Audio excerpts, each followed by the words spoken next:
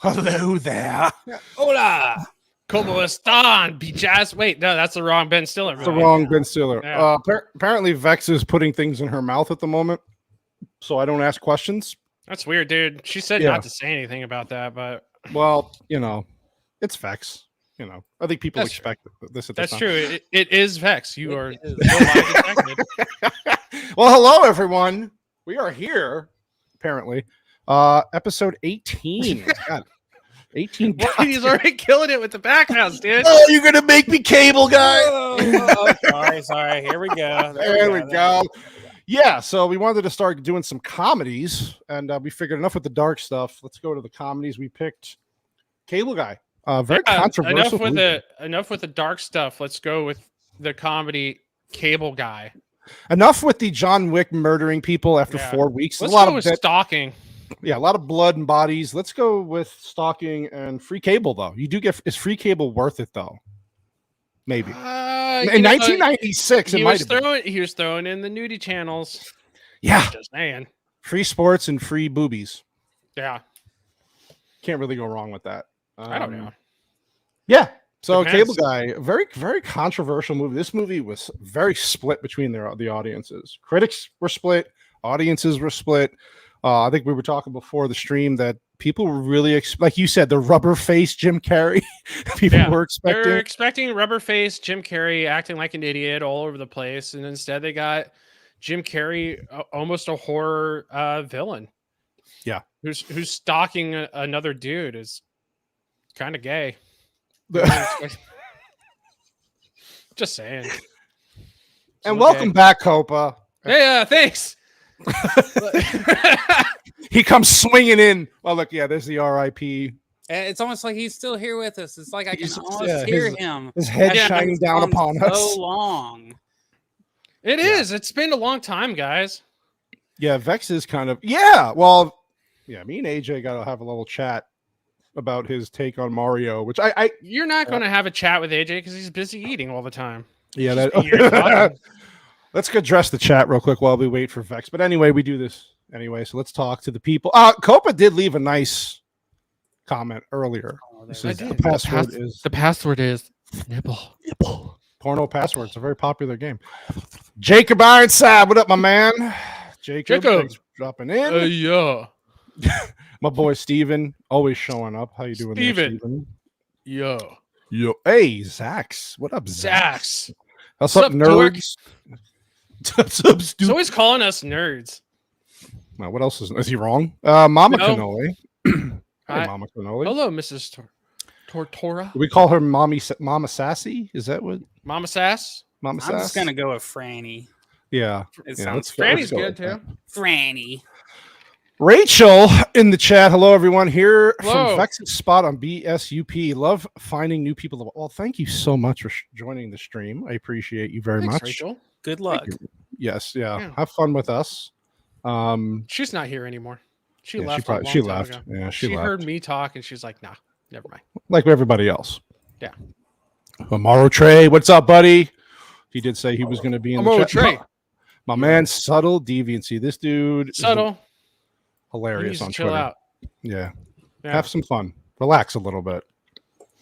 Let's see who else. Most of the same people. Like this guy White Bear. I don't know who the hell that is. Anime Night 1992. What's up, buddy? Yeah, thanks for dropping by. Of He's course. Way better than 1991. My favorite, Janet Catania. Of course. Yeah. She's good people. Yeah. She's nice. I've heard good things. She ignores my DMs, but it's cool. Can you blame her? Last time you actually talked, end up in there. No. Everyone calling. Yeah, there's a lot of controversy with this movie right now. I would love to do a stream just talking about that movie because I have issues. A simp. There's a lot of controversy with this movie. Go on. Why are we calling Bowser a simp? Because he's simping on Peach. He's hardcore simping on Peach, which was kind of mentioned in the games. Does he say I can eat a peach for hours? No, you know what? No, but I was hoping he would say that. He does sing a Peach song in the movie, though. Oh, he does? He wants peaches, and he wants them badly. And that's the name of the song, Peaches. Peaches, peaches, peaches, peaches, peaches. That's excited. Yeah, it's a scene, man. It's a scene. Love it, Right, lit never it. mind. Well, it had your favorite actor in it. Oh, this fucking guy, man. Why are you so quick with this? Did we practice it? Did you guys have practice before this? And I didn't. No. Oh my god, how'd you do We that? were just ready to just do it. Just just do it. Yeah. ah! Yeah. I'll go back to something more natural. That is more. Oh no, you just switched it to a more I more Dylan Mulvaney. Ooh, I couldn't. The tune of F Her Gently. Yeah, basically that's basically what he was singing. It was to the tune of F Her Gently. Yeah. Why am I saying F Her Gently? It was to the tune of Fuck Her Gently. Yeah, Presidents of the United States Peaches. Basically, simps were ancient. Sparta. Simping is not woke. I took a. Oh, look at Steven bringing the knowledge. Simping in the 80s. Yeah, he took I don't believe simping. him. He took a simping. Why can't he have taken a simping course? No, he's having an acid flashback in the. You think that's what it is? There's no way. That's not a thing. He's just sitting in his room, just having flashbacks, sweating. Yeah, sweating and typing. Well, I guess we can kind of talk about some things in the movie before we scrub through real quickly. So this movie, I think Vex is trolling us. She's not even going to show back up until the very end. she's like, you leave you. Well, she's like, I'll be right back. 5 minutes. I just got to eat, and then. Did she go hunt her food though? That's the question. If she did. That's pretty badass. Yeah. Then she should have took the stream with her. That would have been much more exciting. Yeah. I never recovered from sleep from the first one. What does that mean? From the first what? First what? Okay, anyway. Cable guy. Yeah, but that's not necessarily a good thing these days, Zach, because he's a little bit of a lunatic. Well, he always was, but you can have him back, dude. Yeah, he's useless now. We got the best out of him. Yeah. So yeah. We squeezed that lemon dry long ago. Okay, I see what you're saying now. Get ready for the night. So apparently, get ready for the nightmares, Copa. The nightmares of what? I don't know. They're talking about babies. And... No, never mind. I thought they were talking about something else. Yeah, total nightmares, I guess. Okay. While White Bear is playing the abduction video behind him, we're going to talk about the cable guy. So yeah, this movie was definitely different. Directed by Ben Stiller. I don't know if this was his first movie. Yeah, is this the first movie? Yeah. Yeah. So he this was already doing his show by then, right? Yeah. Yes. So the big joke was, I read this in the trivia, is the big joke was he was saying he was making a long form nice. Ben Stiller show skit. Okay. Was the deal. Okay. Yeah. So so he was, like you said, coming off of Batman Forever, and then what was the second movie again? Jimmy Carrey? Yeah. It was Batman Forever and James Dumb and Dumber. Carrey. Yeah, he did Ace Ventura and The Mask were the same year, then Dumb and Dumber, then Batman Forever. Mm-hmm. And this one came up right after Batman Forever. Wow. Yeah. So people were getting a whole lot of Jim Carrey at the time. It was a whole lot of Jim Carrey, and this would be his like 5th or 6th #1 film in a row. Yeah. Also had Jack Black, who I love so much. So I was just so happy. God, if you love Jack Black, you should watch Mandalorian episode 6.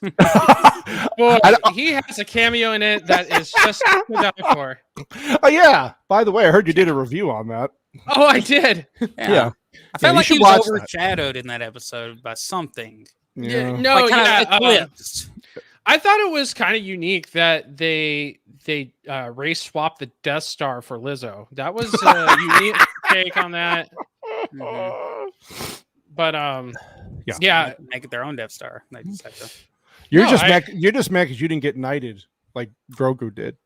No, I am. Well, I if I have to address this little thing as Sir Grogu, Disney Star Wars could suck my dick. Oh, it's going to get worse. If you saw any of the Star Wars Celebration stuff, it's going to get much worse. I did. And people are asking me to go hate review everything that's coming out in the future. And I'm starting to think that just people secretly hate me. Well, yeah. Just want me to waste my time. You don't want you to lose. We gain pleasure from your suffering. It's kind of kinky. You don't have to worry about losing your hair over it. Well, I outgrew my hair is what happened. I just got taller and my hair just stayed the same height. So initial thoughts just quickly on the movie. What did you think of this movie when you first saw it? Were you kind of surprised by it? Did you like it? Did you need to rewatch it again? I loved every moment of it. Yeah. I think it was a chance that Jim Carrey took, but also this is the mark of Jim Carrey getting the first actor to ever get $20 million for a role. That's true. So he commanded a $20 million for the lead. I don't think it was worth $20 million, but still, yeah, it was interesting. A little bit of a deviation from what he was used to, but it wasn't too much to where you were shocked by it. I never understood why people had a problem with this movie because I always laugh at it. It's always good for a laugh. From my understanding, it was more, like you said, a couple of things. It was a darker tone for him. People did not expect it because he never did anything like this, which is not always a bad thing. But they just, I think it was just the whole, in the context of everything and what the movie was about, they were expecting more comedy, not to be so much dark. They wanted more of the Ace Ventura mask Jim Carrey, but even he at this time was like, yeah, I want to try something different. He was getting tired of doing that stuff. So I liked it. I thought it was hilarious. There were moments where I laughed out loud. Showcased his comedic talent. The whole the lisp, from the lisp to the the fight scene at the end. Steven. And then he played it well. 18 years under correctional facility. And then it was well casted, and Matthew Broderick was good.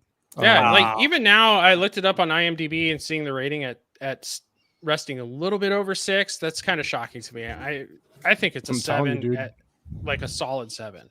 Yeah. I kind of thought Matthew Broderick was probably actually kind of weak in this movie. Like he's not that impressive of an actor to me.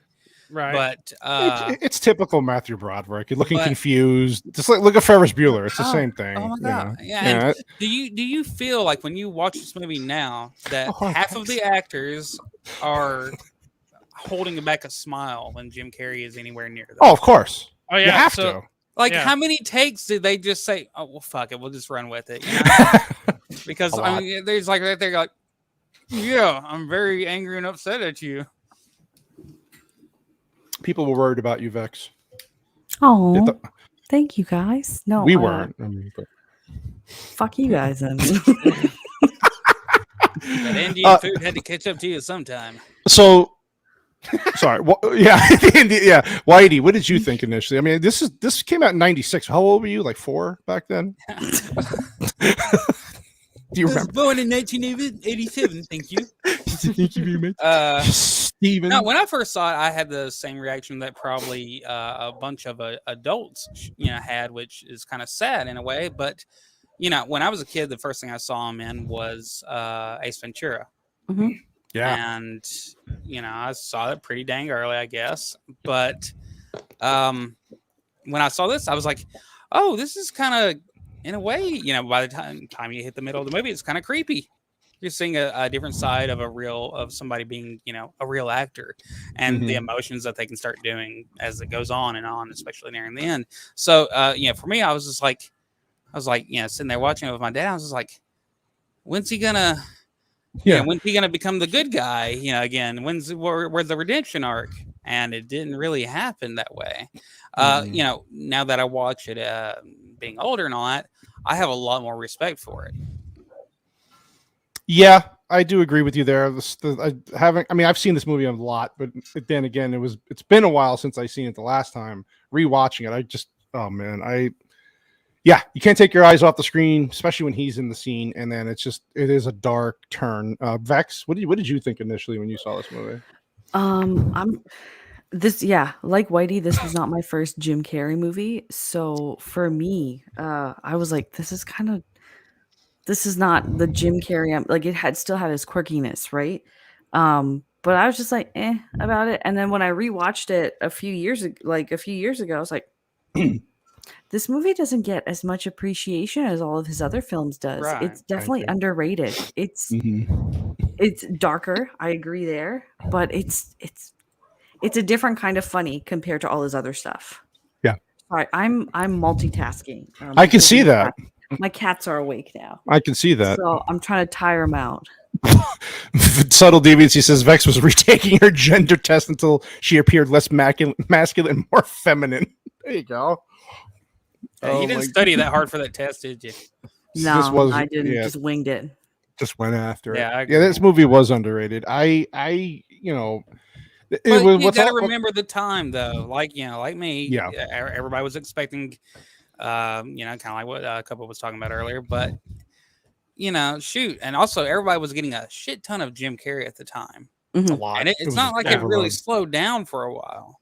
No, it was like every year he had a movie out, and every year it was a hit. And even when he first blew up, it was Ace Ventura and The Mask back to back. I believe The Mask came out first initially. I think. Yeah, it did 94. They both came out in 94. That was a popular movie. Yeah, they were like back to back. Like he came out with The Mask, and then like 6 months later, the Ace Ventura was coming out. And they were working on Dumb and Dumber at the same time. Yeah. Shit. Yeah, he was rolling, man. Yeah, and he was just pumping them out. Like they were all hits. hits. Yeah, they were all hits too. I mean, The Mask was very popular.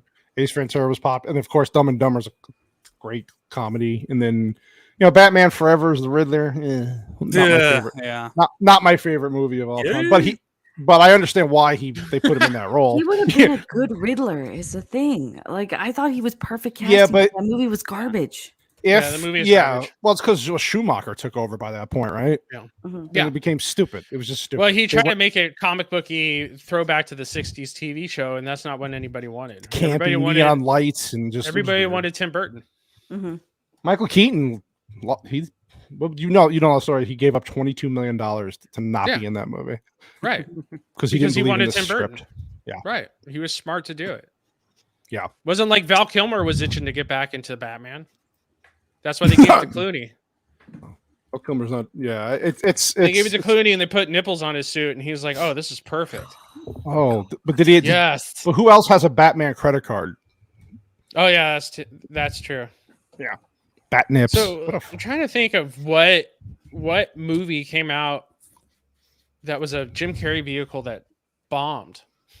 In between this or after? No, after. I'm thinking it's The Majestic.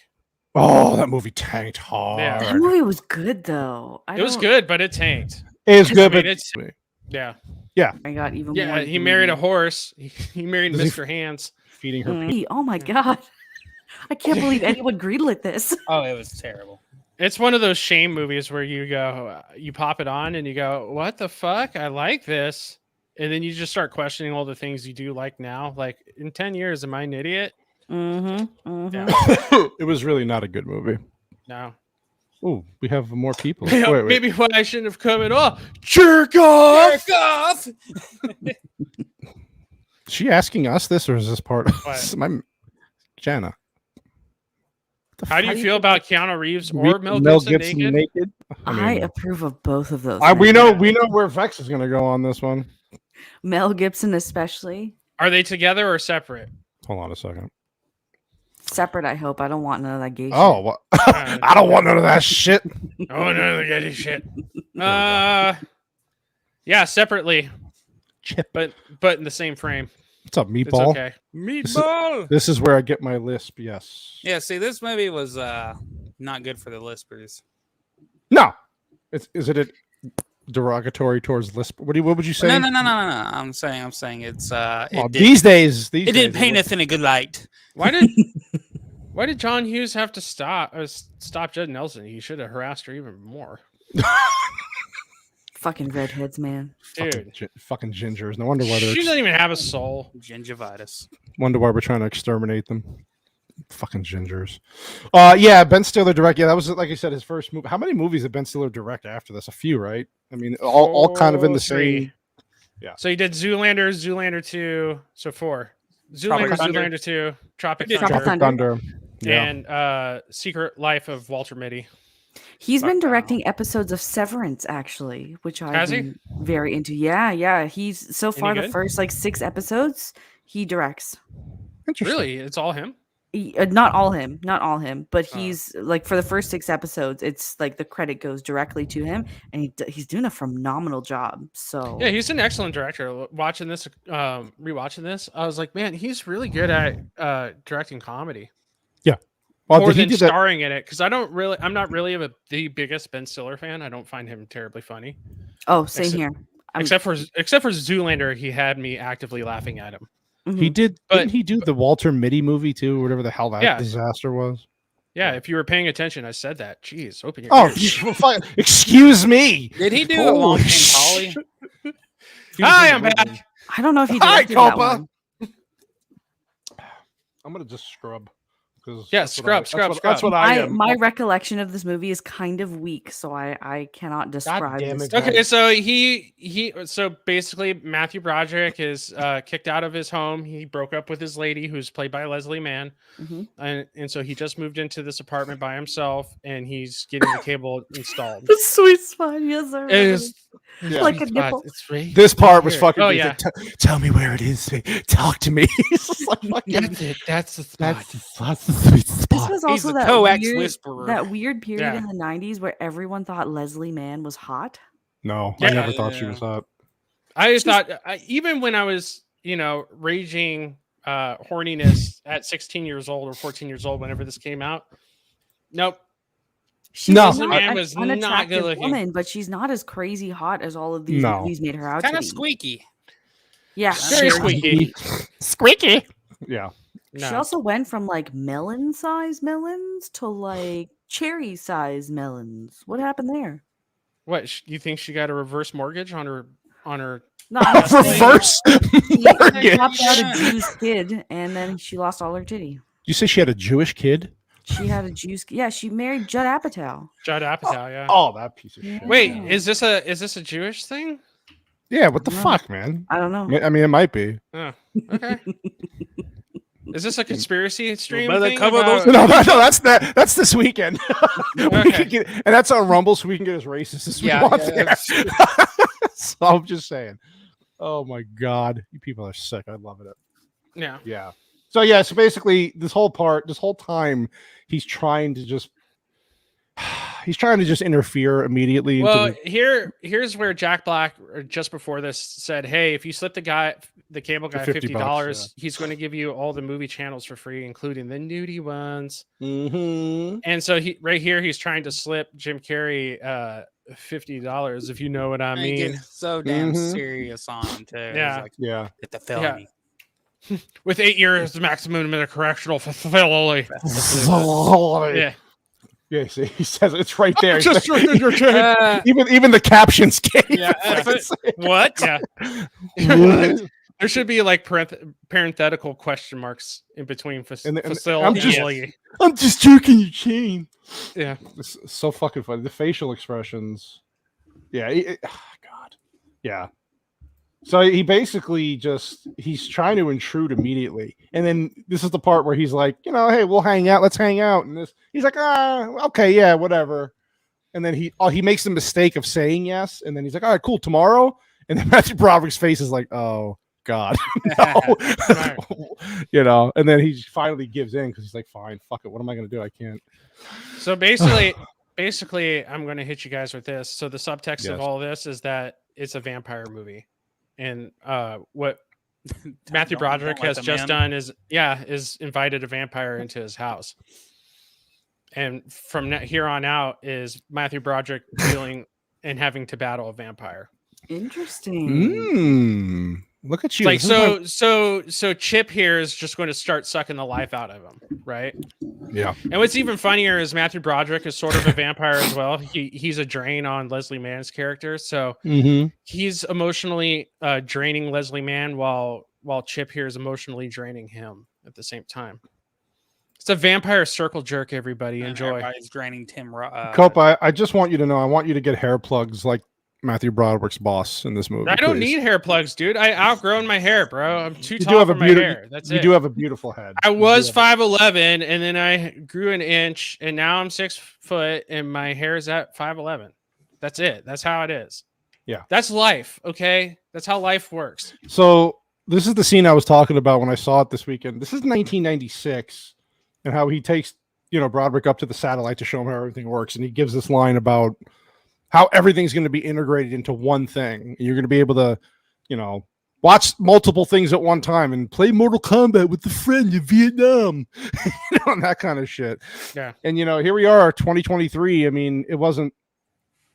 I don't know how many years would you say after this movie that was actually a possibility where you could multitask, watch multiple things at one time on multiple screens and play online with your friends all over the world. I mean, we're there now, right? So it was like 10 years after this that was a real possibility. I was gonna say like really well. If I remember, like what was the Sega Dreamcast actually had like internet capabilities, but there was no way of using it.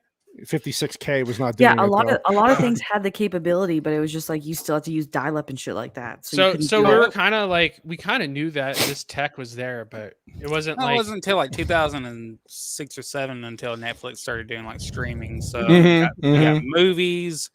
But I was playing Counter-Strike in like 2000. Yeah, you can game with your friends, but you couldn't stream a movie while gaming with your friends in Vietnam. I asked everybody in the CS chat. I was like, "Are you in Vietnam?" Yeah. Yeah. Are you in Vietnam? Nah, dude, I'm in the same cafe you're in. And I was like, oh, shit. Just turn around. Fuck. Yeah. Oh, it's you, Steve. What's up, bro? Steven. Yeah, this was good. He's giving him advice on love and like relationships. Yeah. And Everything he references, as it's all movie related. It's all shows. Yeah. He tells her to bring the girlfriend back, and he's going to try to win her back for him. And let's show her Sleepless in Seattle. You got all the free movie channels now. Oh yeah, she's like, that was a big one. Movie. Yeah, oh god, yeah, not one of my favorites. Attorney Douglas. Yeah. Wait, where did they go there? Oh, he took him up to the satellite. That's right. Satellite, yeah. God, she is not a good-looking woman. I'm just sorry. She's so plain. She's okay at best. Like said, she's okay. Dude, she's so tiny. Look at her. She's all bone. They didn't even try to like sex her up here like they did in Big Daddy too. So it's boring. That is true. They had her puppies flying in Big Daddy. Well, they needed to. She was supposedly working at Hooters. Exactly. Exactly. Hooters. Oh, this was funny with the fucking like they're an Asian gang or something. That's also a language like Asian. What's up, Zach? So this was a parallel that ran throughout the entire movie. I remember, right? Is this major court case was happening in the background? What was the significance of this? Okay. So the significance of this is like twofold. So this guy committed fratricide with I'm sorry, with his brother. Fratricide? So like genocide against fat people? Fratricide. Yeah, he totally killed his fat brother. Yeah. No, fratricide. So he fucking killed fat bastard! I'm gonna kill you ass. Hold on. I was trying to be smart, guys. I looked it up right beforehand. Yeah, it was a parody of the Mendez. It was a parody on the Mendez brother. Hey, Blair. Yeah, Mendez brothers. Welcome, what's sir. up, Blair? Yo, that's my scalp gifted brother right there. He's bald heads unite, man. Mm-hmm. Anyways, I was just daydreaming. So the parallel is twofold with it. So he kills his brother, which is brotherly love, aka that's what Jim Carrey is doing to Matthew Broderick. And then B, since it's the Menendez brothers / OJ trial, everybody was glued to their TVs. So when Jim Carrey kills himself, right when they were going to read the verdict of Sam Sweet, it is to emphasize that we are way too invested in our TVs and that none of it really matters. So means nothing, none of it. So none of this is really a good parallel until the ending. Kind of think of 12 Monkeys as we keep having that. Have any of you seen 12 Monkeys? Yeah. Yes. So as we keep having the flashback of the boy, we can't really piece together what that is significant of until we get to the ending. So it's pretty much a parallel like that, where there's not really any kind of significance until we get to the ending. Gotcha. That's where the emphasis is. Is this where he jumps on Jack Black? So yeah, he catches them at the playing basketball. Just mysteriously catches them playing over basketball. the top. No, not the king of Plaisir 15. No, that face. Everything he does in this. Yeah, he just breaks the backboard. What's funny though is that rewatching it, I was like, man, that basketball looks fake. And come to find out, they had to CGI the basketball in there because Jim Carrey's so Canadian, he doesn't know how to dribble a basketball. What? But like basketball originated in Canada. I know, and then we took it over. Yeah, we made it better. It's like everything else. Because you can't dribble on ice. No. It's so stupid to play basketball on ice. It's highly dangerous. It wouldn't work. No. Okay, so he was offended by Jack Black at first was like, okay, yeah, hey man, I need a guy on my team and all that, and he kind of cut Jim Carrey down a little bit because he's like, oh, kind of gay sounding and all that, and suddenly automatically Jim Carrey goes into I hate you mode and I will dominate you. Yeah, and he did. Yes, he did. Made an ass of himself.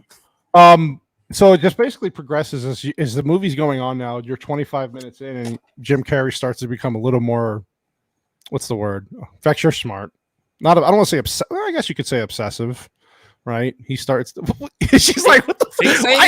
I compliment her, and she's like, what?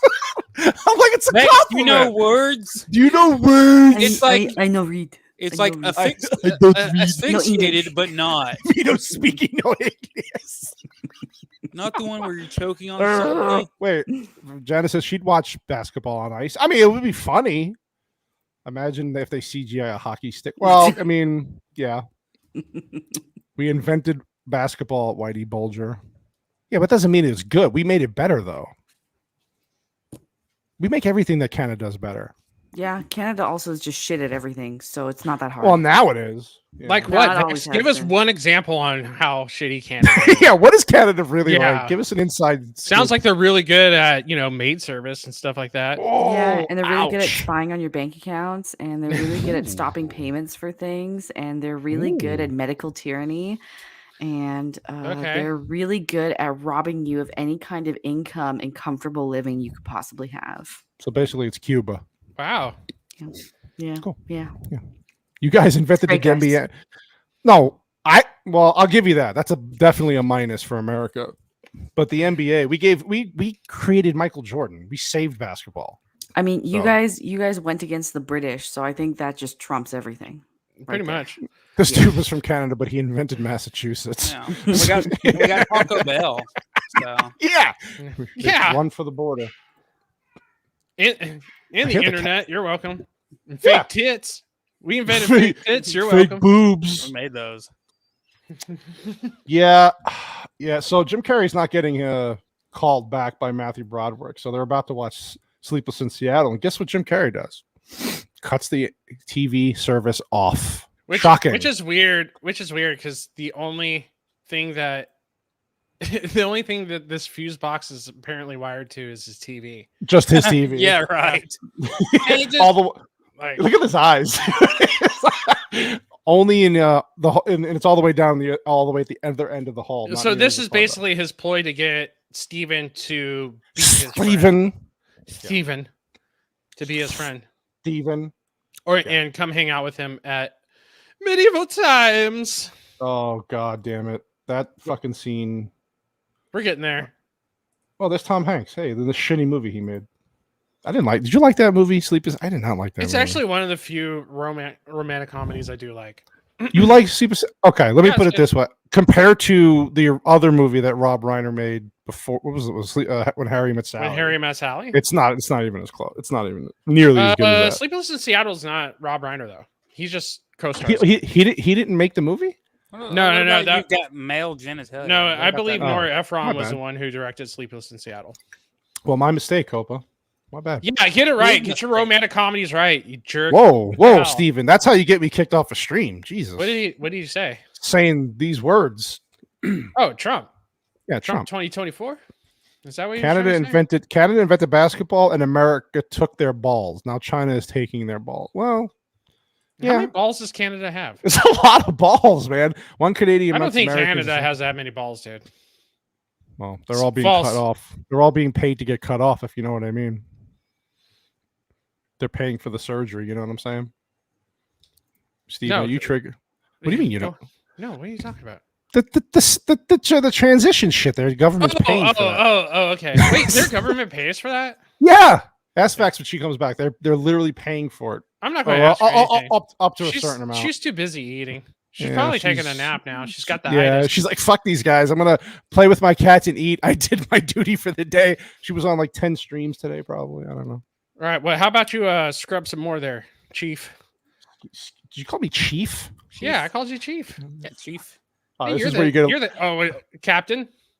Yeah, there you go. I like that better. So this is where we get a little bit of the backstory of why he's so fucked up. His mom was basically a whore. Yeah, so basically the TV's the babysitter, which this is key. So what's interesting is this movie with Clint Eastwood so this movie is Play Misty for me, in which Clint Eastwood is stalked by a crazed stalker who was played by Jessica Walter, who was the mom from Arrested Development. But yeah, that's another stalker movie. So it's a little throw to that.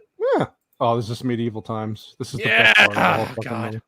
Oh, this part. There she is. Oh, she's so funny. Janine Garofalo. Yeah, she's great. God, she's so plucky and her dark sense of humor. Yeah.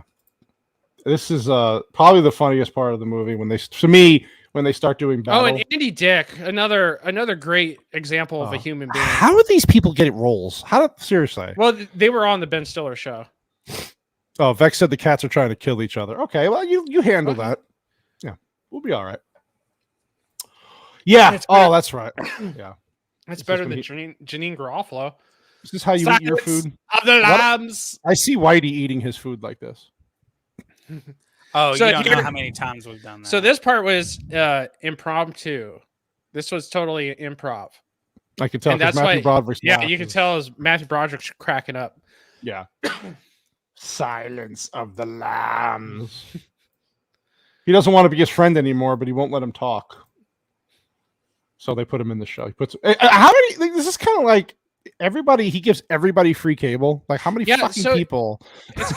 It's kind of funny. Like, oh, sorry, Whitey, go ahead. No, I'm just saying. Well, you later on you find out he's not even a real cable guy. He's just a guy who knows how to do this and keeps on getting away with it. And so it's not any. Well, didn't he used to work for the cable? But he was so he had to learn it from somewhere. Yeah, he worked for the cable company, but he got fired from all. Wow, Zach, that's fucked up. I mean, you're not wrong. How would AJ feel about that comment?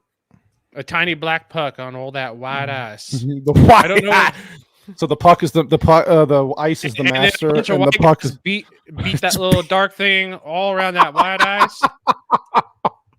And the reward is to put it in a net and capture it. Right. Put it in a net and capture it. Never let it go. Ouch.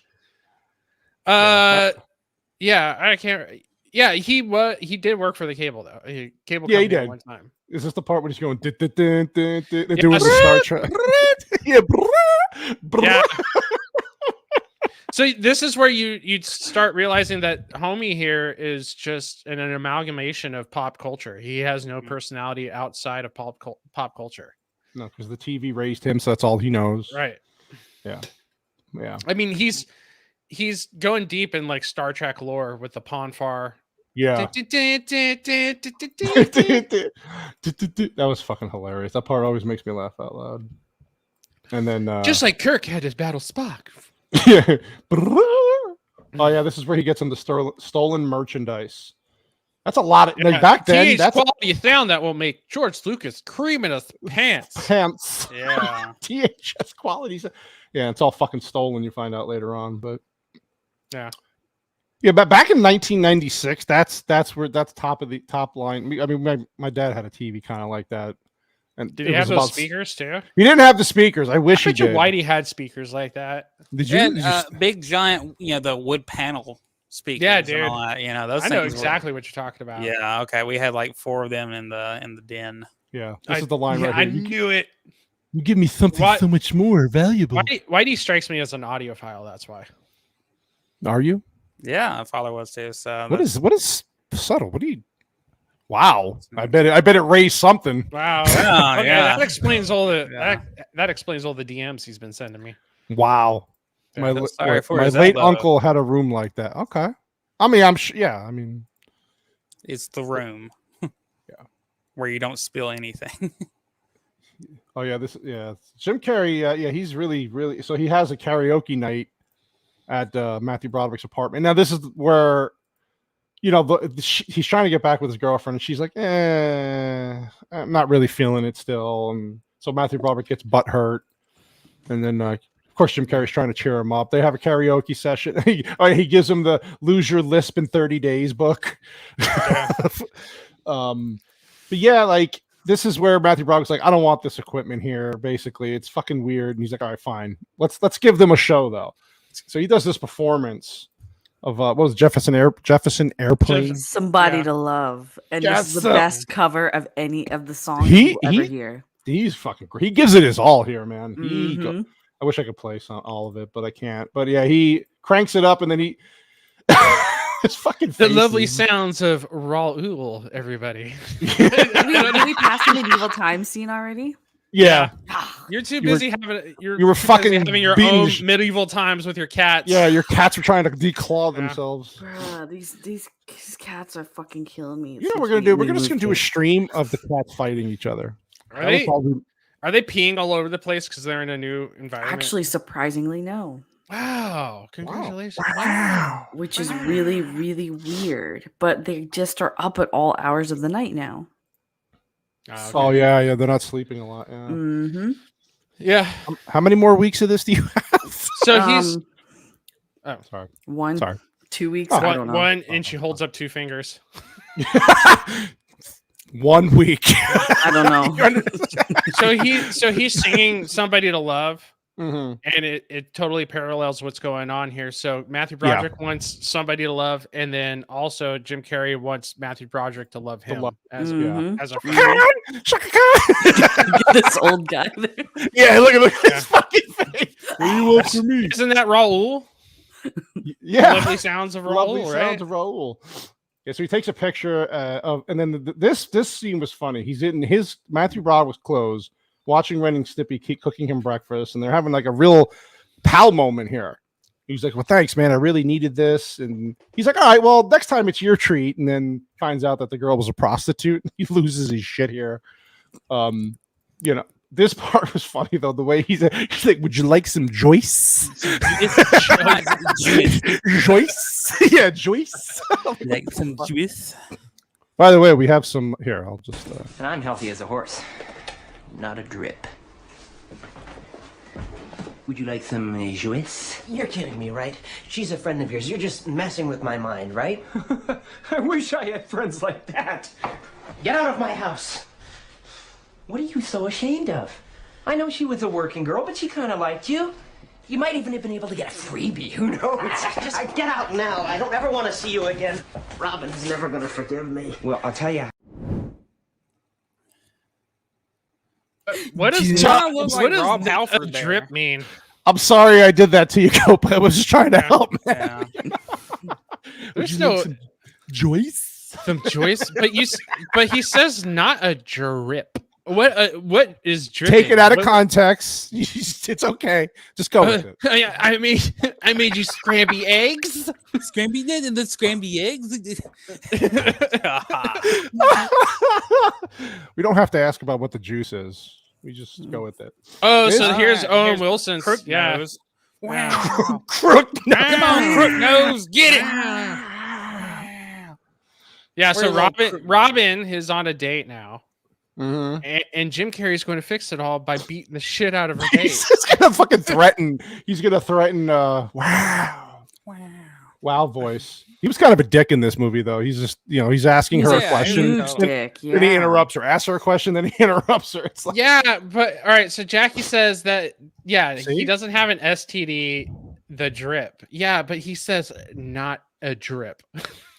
Yeah, which makes it 10 times weirder. You know that classic disease where you get drip dick? No, I don't know that. Why do you explain me drip dick, dude? Whoa, we'll be doing that on a Rumble exclusive.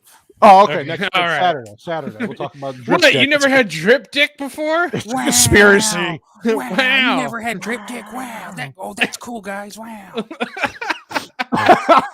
Drip dick probably look like that nose right there. Look at that schnoz. Well, you know what? Yeah. If I knew what drip dick was, it would probably be that crooked ass nose of his for sure. Yeah. Squibbly bop. Squibbly bop. Squibbly bop. Look, this is Matthew Broderick being a woman. He's eating Twinkies, ice cream, and cookie dough. What cookie dough in his What a bitch. What a feminine Fucking man. bitch. From Ferris Bueller to that. Look at this. Jesus. I'm feeling sorry for myself. My life Oh. sucks. Look, Eric man. Robert. So they made him, Yeah. and they made a TV movie about the murder trial already, which is pretty. Which is good. Yeah. Yeah. Yeah. I wish they made a whole like extra side movie with Just off brothers. that. Yeah, Yeah. brother, sweet brother. Yeah, this is where Jim Carrey invades Robin's privacy and lies and says that. What the fuck was Matthew Broderick's character's name in this? Steven. So Steven, How do you forget Steven? he gets into Robin's house, saying that Steven bought her cable, like free access cable to all the free shit, which is a lie. But he's actually looking. He's making looking his own at her. porn. Yeah, he's looking at back her. Tattoo. Yeah, it's so sexy. he goes, whoopsie. Yeah. He's kind of like the internet before the internet, right? Yeah, exactly. Everywhere. He's always connected. He's got. Well, duh. Subtle. What the fuck else do you think's gonna happen? His name is Subtle Deviancy. Oh, sorry. He did say prevert, so it's Yeah. not so bad. That's true. That's true. It's before before verted. verts. Yeah. Yeah, like Before you're verted. and then he's lying about Jim Carrey saying he was gonna marry someone, and then she died. And he goes, "Don't go bungee jumping in Mexico. They don't have the Promise me. regulations." Promise me. Yeah, promise me. Promise me. He asked her to promise him that. Yeah, there it is. Promise me Promise you me don't you'll go never bungee jumping in bungee jumping Mexico. And he gets that distant look in his eye. I swear, if they had like zoomed in more on his face, Yeah. I mean, this was how you could appreciate him as an actor. You know, being able Yeah. to go into these different emotions, like for played it real. well. You know, not Yeah, everything no. that he did was just Yeah. for And then Matthew humor's Broderick sake. finds out that he was. And then this is my favorite fucking actor. This piece of shit. I can't. Well, And he what shows up on the irritates- job site. Even in this fucking movie, he irritated the shit out of me. He was in it for What? 3 minutes. What was so stupid? He was like, "Are you ready to rock?" And Yeah. look at his shirt. It's a Soundgarden shirt. Soundgarden. Who the fuck Yeah. knocks out the Soundgarden? I'm ready to rock, but not to Soundgarden, I'm dude. about Get to out rock. of here. When I would jump totally- off the roof. Leslie Mann being as mid as she is, I would totally go hang out with her instead of go see Soundgarden. Well, it's fucking Jack Black. What do you expect? That's true. He's sorry, I have a problem with him. Just a little. Yeah, what's your problem, dude? Go Why on, don't you yeah, get it go all on, out tell us your now? problem. What do Yeah. you mean? He's funny. He's fucking retarded looking. He's overrated. There's one sounds- movie. I'm trying to think of one movie that I actually saw him that I He liked. was in. actually somewhat Tropic skinny in Thunder. this movie. Okay, sure. Even in that movie, he annoyed the shit out of me. He's just Yeah. Jack Black. He's just Jack. It's all. He is just Jack. He's Black. he irritates me. He's fucking. Have like you ever the- seen him in a movie called Bernie? Bernie was actually good. I have Okay. not seen that. Well, There then was never one- mind then. What was the one movie he was in that was a very low budget independent movie with Bernie. No, not that one. It was something about video. God damn it! It was with him and it was a rapper. Don't get mad. Just use your words. It was Stop or Rewind or Rewind. Oh, The Be fuck- Kind, Rewind. It's the only movie I tolerated him in for some reason. I don't know why. Of, they were all recreating- random movies. Yeah. I would say check him out in Bernie. He doesn't play Okay, Jack okay, Black in Bernie. Okay. It's a Richard Linklater film that came out like maybe 2 Okay. years ago. So I'll take it if it's you're recommending it. Fine. It's all right. I'm not going to say it's like a oh my Like a god. classic? Yeah, it's not a classic or anything, but it's definitely. I didn't mind Shallow Hal. I just don't like him. Oh, I couldn't you know- stand Shallow Hal. Now, see, I couldn't stand him in that. See, you know what? Everybody has I that like actor. Shallow Hal. Oh, dude. it's Oh, you know fine. what? Nacho Libre. There you go. Oh, Yeah, Nacho.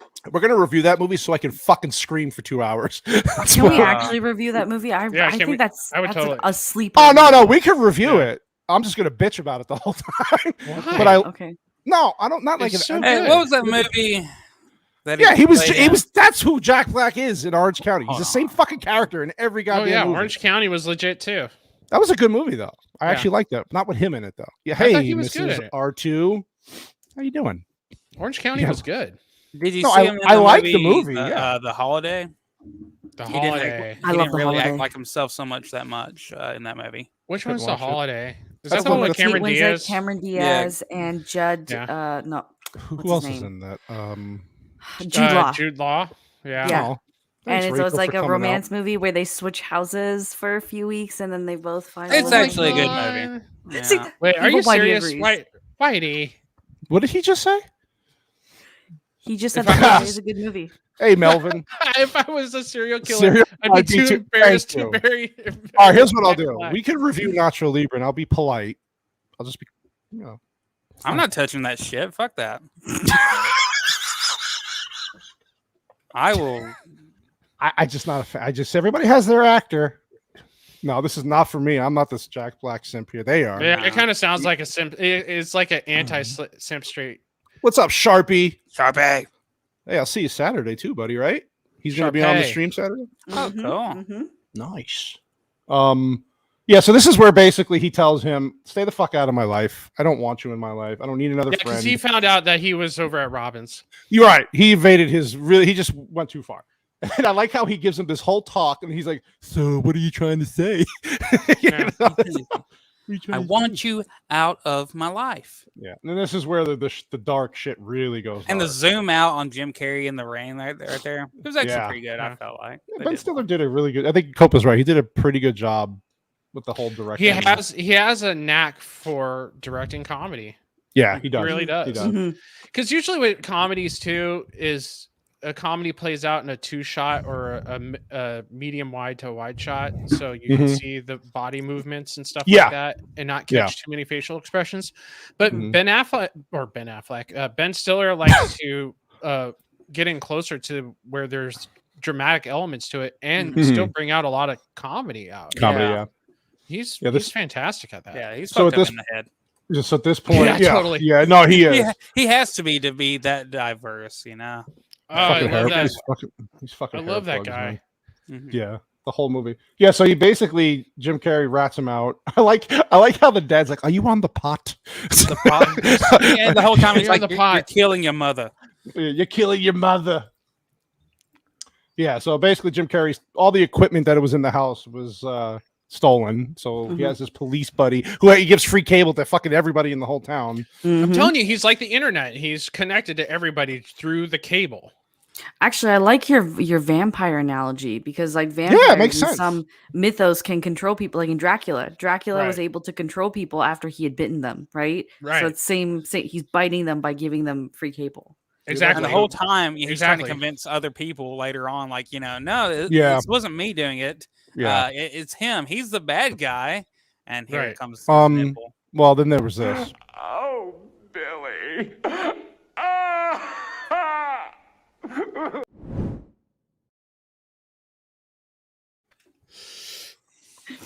We've been waiting for that. It had to happen. It had to happen. I'm sorry, Cope. What Are you deep thought were apologizing you to me? It's thinking? your nipple. Yeah, I had the Cannoli Sasquatch Productions symbol. Yeah, you tell it. Yeah, I mean, you're like the NASCAR of your own channel, dude. you just got your shit everywhere now. I know. I'm sorry. I gotta What's- advertise, man. Yeah, I mean, no, dude. You know. As long as it's not Bud Light, Oh, So, like, Jack Black is totally acting like a little bitch in this movie. dude. he's I mean, a bitch in real life. He's like, look, you won't go with me to the concert. So that way you can go try to get laid with your girlfriend. what's up with Steven, dude? How come all these dudes are after Steven, but his lady isn't? You Like know what all it these is? dudes are. Steven is like he's like a fill-in female. There you go. Ah, But he has okay, that enough makes sense. masculine edge to do guy things with. So that's why all these guys want to be around him. Is that what it is? Oh. Okay. But he does start punching later. Yes, when he Okay. finally gets fed up. Yeah. Yeah, his Because like testosterone women levels don't finally like raised. these effeminate guys, right? Yeah, so that's she why wanted Rob. him to fight for her in Yeah. some way. Mhm. Seemed actually Yeah. concerned about her. Mhm. Mm-hmm. Yeah. She so- wanted a guy who's like, I am absolutely not going to marry you ever. Yeah, and then she went out with wow. Yeah. Wow. With the guy who is treating his wait staff like shit, like the complete opposite Yeah. direction Yeah. of what. Mhm. Yeah. Oh, Right. totally. Oh yeah, so now the vampire is in their house and he's starting to. He goes to the parent mom. This is Steven's This is yeah. mom and dad's house. He invaded their And he's- privacy now. Using his mental powers to turn them against him. Exaggerating the medieval time story. Yeah, turning it to where Steven sounds like he's the one. the who- aggressor. Yeah. Yeah, The- which means he knows what he did. the fucking porno password scene here is just classic. It's just classic. I did not expect this part in the movie at all initially. I knew that, but Jim Carrey plays the comedy here so well. Yeah, and the parents actually did well as like these they were great, but the fucking Dave Odekirk over there when he does the password. Who could we do impersonation? Bob. Yeah. Yeah, Bob Odenkirk is in here. So Mr. Show and Bob and David are both in here. So David Cross is in this movie too, and then Tenacious D is also in here. Yeah, Kyle Gass. Kyle Gass is also makes. Is he the fat guy at the end who reads a book? Yeah, who picks up the book? Like, it's Kyle Gass. He's a boner while reading. Okay. Yeah. Erection. Well, thanks for noticing. Center. Yep. Yeah. So this is fucking. There's no way that he wasn't laughing shooting the scene at all with when he was whispering in his ears the passwords. Yeah. Look at his face. Yeah. No. The password is vagina.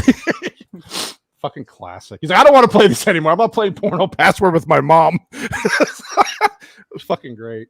But yeah, this is where he finally can't take it anymore.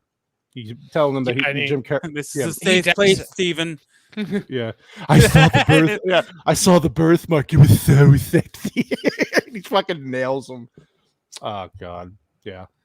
And then Bob Odenkirk is like, "What's wrong with you, man? Man."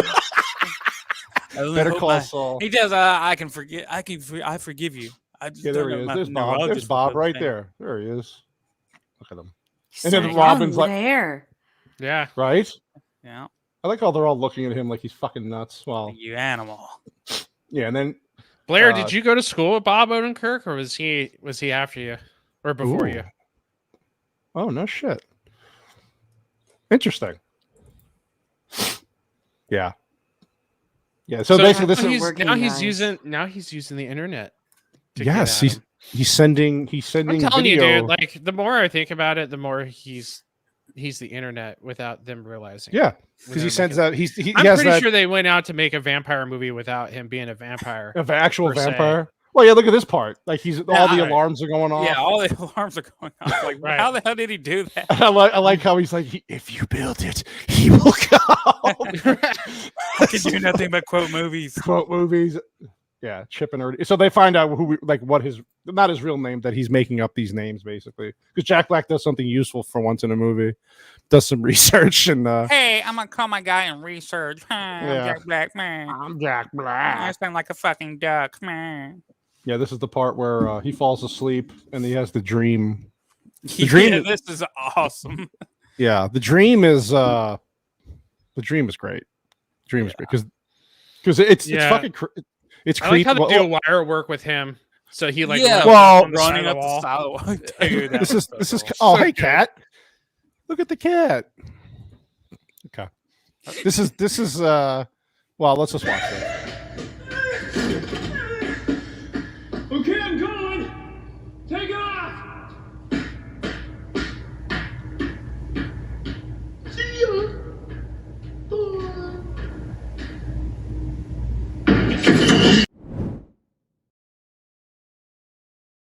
See ya. Bye. Crazy old Vic's face. Oh yeah. His fucking eyes look like a demon. Like maybe this is where he would be a vampire. They put contacts in his eyes. Yeah, for the scene, and then they kind of lit it with black lights as well. Yeah, so all that shit pops. Look at that, God, that's good. Hi, Steven. I just want to hang out. No big deal. Well, we have that too.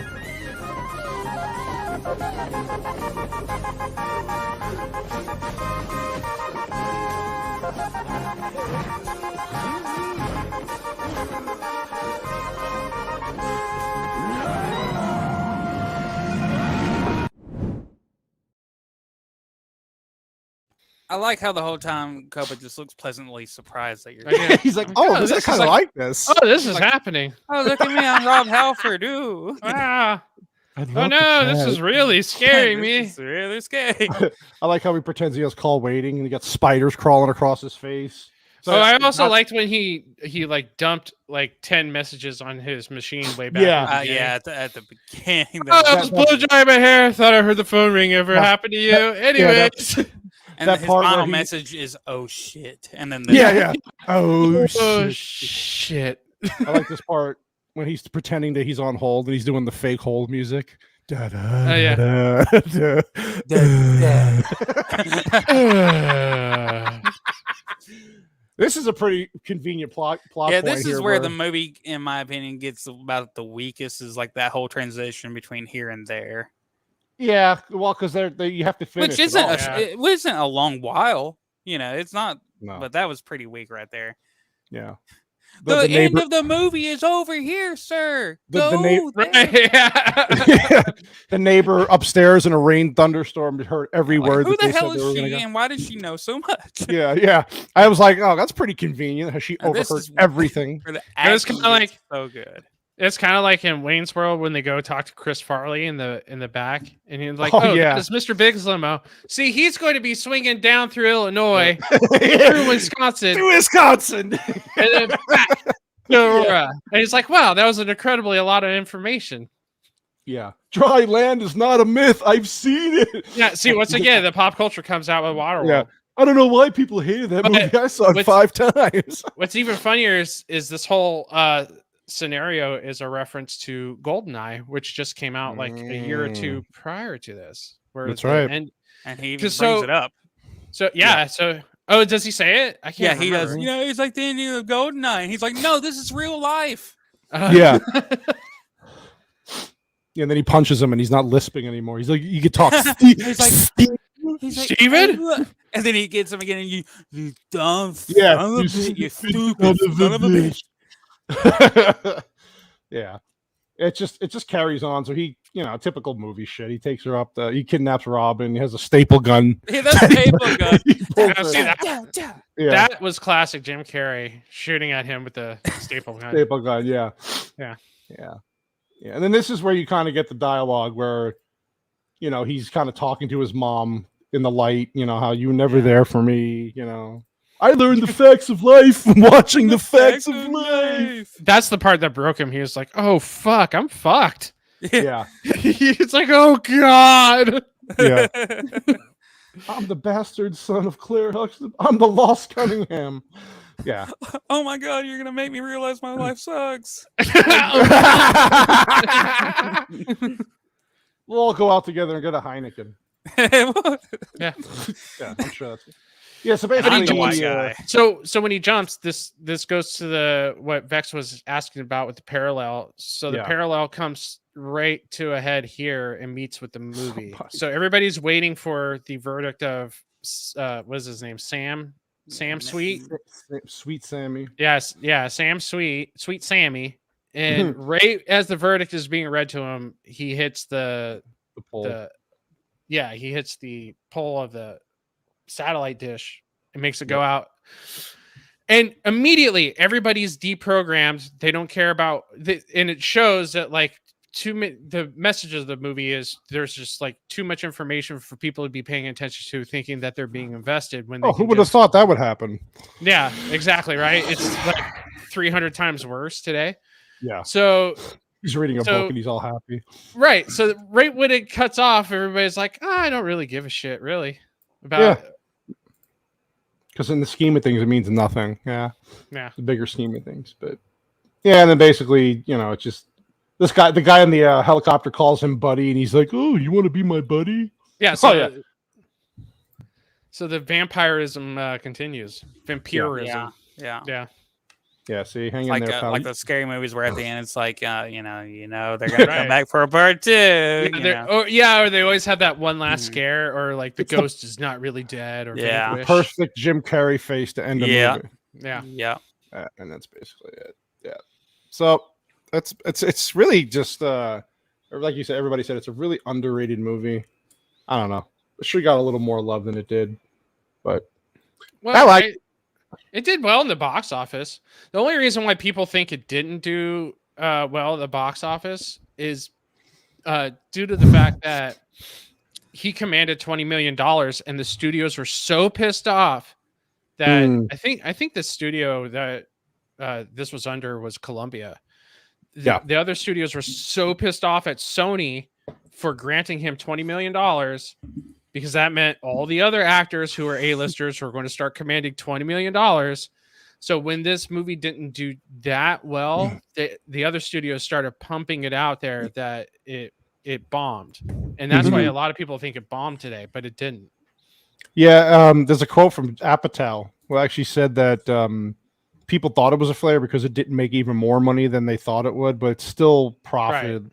Yeah, it's still, You know. it was still It still made profitable, back and its budget and then the some. home sales, you know, Yeah, so it did well. the rentals. Yeah, I don't know. It did okay, Again, but by Jim Carrey and that too. If you look at what Jim Carrey put out prior to this one, in people's defense, it was kind of a bomb in his eyes. He didn't have like the definitive hit like he did with the previous 5.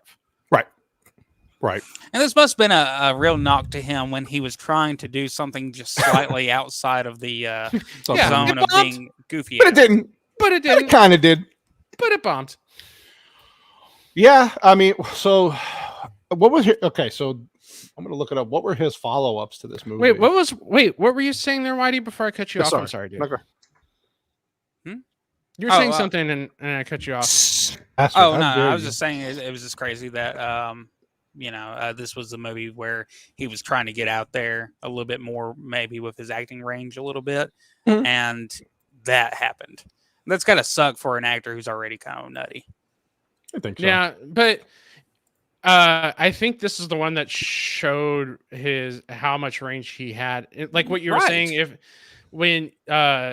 if they zoomed in on his face and actually caught the emotion, I agree with you. Like this really showed that he can handle something like Man on the Moon, and then later on with the Truman Show, and then the Majestic. Truman Show. Well, he actually had a hit after this. He was in Liar Liar after this. Yeah, year after. Yeah. So that did well. And then Simon Birch, I don't know what role he played in Simon. He was in. I think it was a minor role in that. Yeah, and then he did Man on the Moon. Me, Myself, and Irene did the Grinch. And, Fun with Dick and Jane. Now I don't know the Grinch. I think the Grinch was kind of a bust, but it was a Christmas movie, so it's like, then the Majestic, then the Majestic came. Fuck the Majestic, but and then Bruce Almighty. He followed up in the Majestic. Truman with Bruce Show was Almighty. good too, yeah. And we should review the Truman Show sometime. Yeah, it was excellent. So that was don't tell me what to do on my goddamn. Write that down, Vix. Fuck. I don't have a notebook with you know what? Someone else hosts that Truman Show. Yeah, you're gonna make me Truman. You're gonna make me talk. So he still had some good movies after. I mean, after the Majestic, he came right back with Bruce Almighty. So it was a good follow up. Even though I thought that movie was and then Eternal Sunshine of the Spotless Mind was another different role for him. Yeah, that was an excellent film too. And then after that, yes, he took a big nosedive. A Series of Unfortunate Events was a bomb. Fun and Dick and Jane. Number 23 or something. Yeah, no, he did. So Series of Unfortunate Events, Dick and Jane, which is a bomb. Number 23 was a bomb. And he was in Horton Hears a Who. Yes Man was popular. I Love You, Philip Morris was, I think, a bomb. That was a bomb. That wasn't a bad movie though. I didn't think so. Philip Morris. It's okay. I Love You, Philip Morris. Yeah. Was that the one with Man, I was so bored with that one. Ewan McGregor. It was a gay romance movie. Right. It's right up Vex's wheelhouse. She loves those. Those gay romantic comedies. Stop it. Oh my God. Mr. Popper's Penguins was not a hit. No, that was a failure. Yeah. And then he kind of just nosedived. Then Kick Ass, he was in even though he hates violence, he was in a movie where he kills people. He kind of killed the promotion for that film by saying all that anti-violence shit. Like I don't know what he was thinking. Now, what movie is he working on right now? I don't think he's working on anything. Sonic the Hedgehog was the last big thing. Yeah. Which whatever. I mean, but I think his best shit was behind him. Oh yeah. Because he struggled with depression as well, right? That was he's got issues. He started getting political with his paintings about killing Trump or something. He's a fucking lunatic. But then his girlfriend commits suicide too. Gary's here. What's up, Tio Gary? Tio Gary. He's not wrong. No. Yeah, Mel Gibson. We know she loves a good Mel Gibson movie. Who wouldn't though? I like Mel Gibson. Mm-hmm. I have trivia. Oh God, yes, please, yes. We've been waiting for the trivia. Okay, you guys already went over the whole Hannibal Lecter thing at the medieval times, I'm guessing, right? Yeah. Okay. Yes, we did. Okay, so yeah, Jim Carrey was paid $20 million for his work in this film, which was a record. Matthew Broderick was only paid $2 million. Ouch. By comparison. Yeah. While the movie's final gross of just over $60 million domestically and 102 worldwide was much less than the other Jim Carrey movies released in 94 and late 95, the movie cost $47 million and didn't use a major marketing campaign. Wow. Really? And like you said, the disaster part was circulated by rival studios. Yeah. Now, since the movie underperformed at the box office, which was generally attributed to Jim Carrey deviating from his excuse me. Oh, excuse you. Conventional physical comedy style in lieu of a much darker comedy, a switch not appreciated by most of his fans. So when revenues were below predictions after the film's opening, the studio tried to shift the focus of advertising towards more physical comedy elements by changing the original poster, which showed Jim Carrey demonically grinning at the audience, to a screenshot of the more lighthearted brawl at medieval times. Unfortunately, it didn't work and didn't improve the box office numbers. No, and I guarantee you something came out because this was a summer tentpole release. I guarantee you something came out after Cable Guy that just kind of buried it as well. I bet you there was something huge. Wait, Actually, what is this? 96? Hold on. I got the calendar pulled up. Give me a second. I bet you it's Jurassic World came out after that. Okay, so there was nothing the week after it came out. It was competing with The Rock and Mission Impossible, though. That's Mission Impossible was a massive hit. Yes. Yes, it was. And then The Nutty Professor came out 2 weeks later. That was also a massive hit. That was a good hit. Is that a fat joke?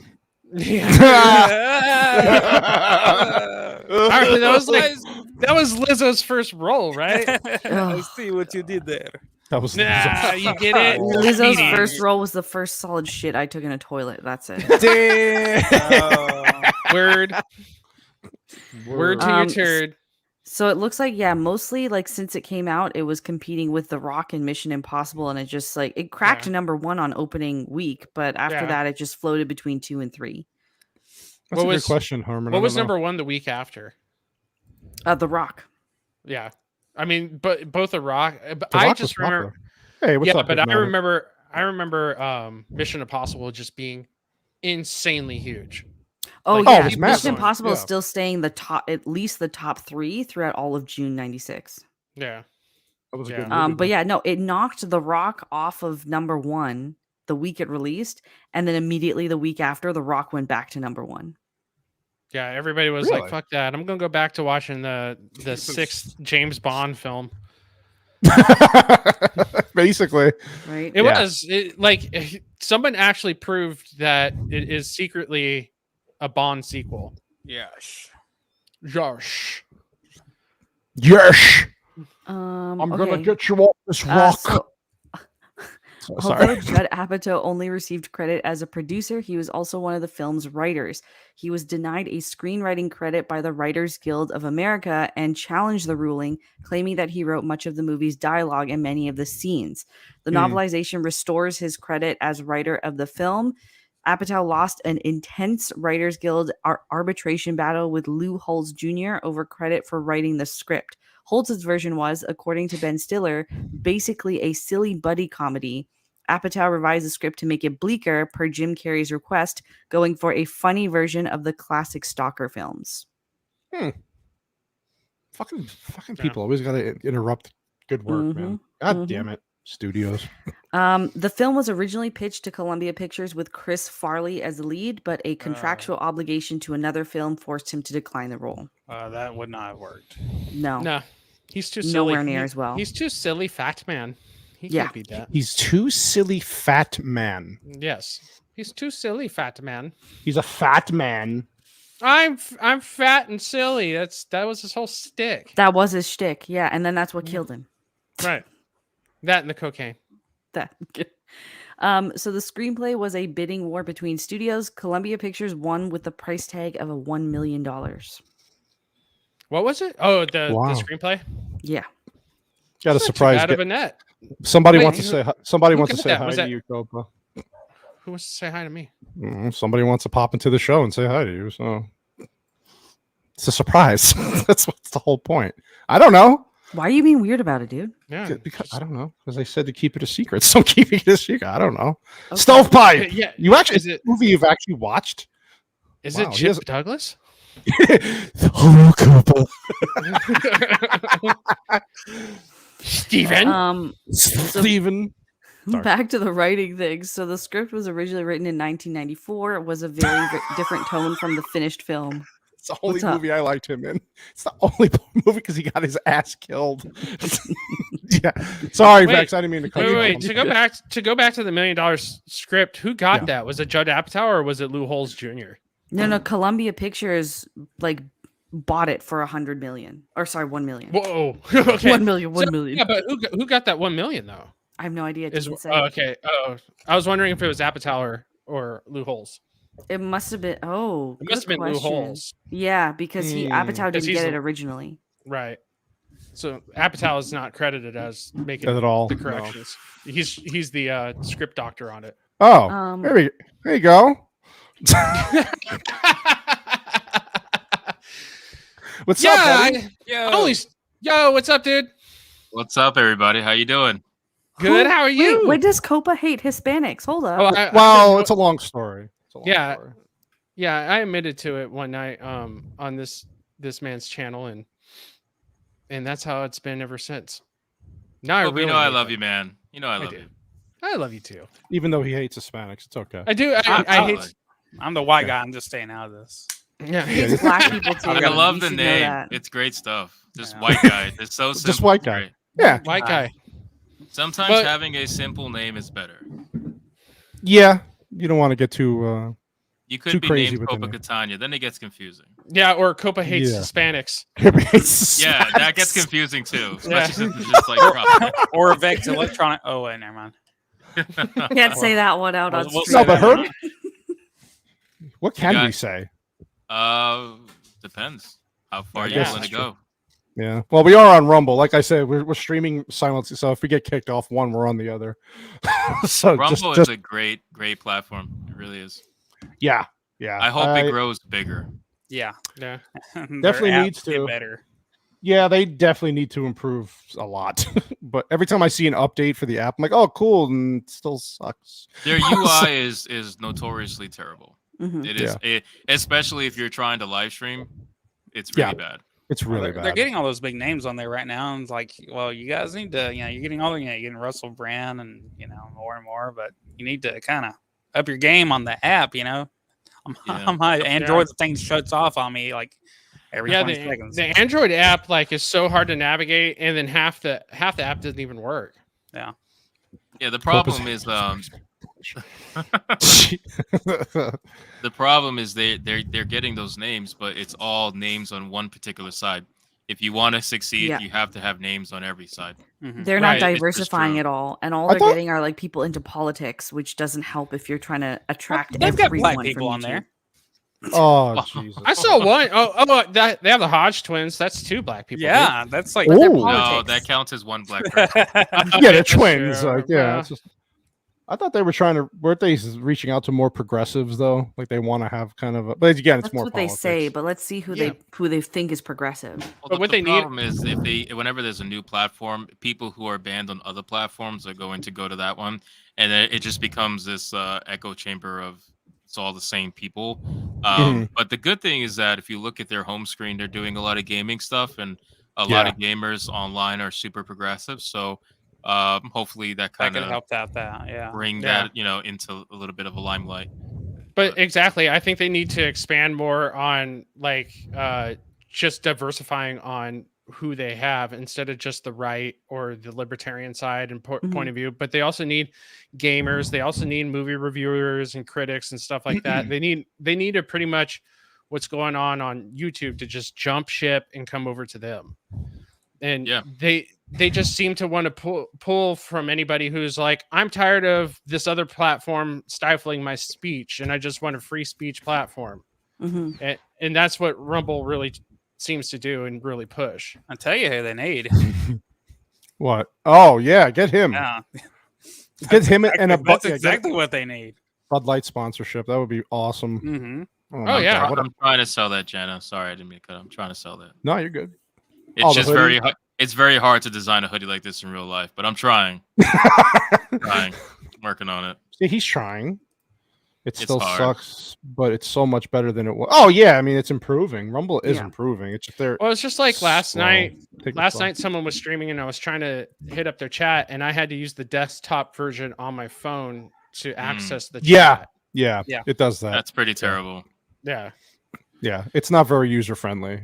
Nothing like YouTube at all as far as that. But I don't know. Then again, YouTube has basically unlimited fucking money to throw at their apps, and I mean, Very true. Every second they're earning out. I don't know who's funding Rumble. I don't know how all that works, but I'm sure they don't have the deep pockets of Google. Dan Bongino and a bunch of other greaseball Italians. Yeah, fucking guineas.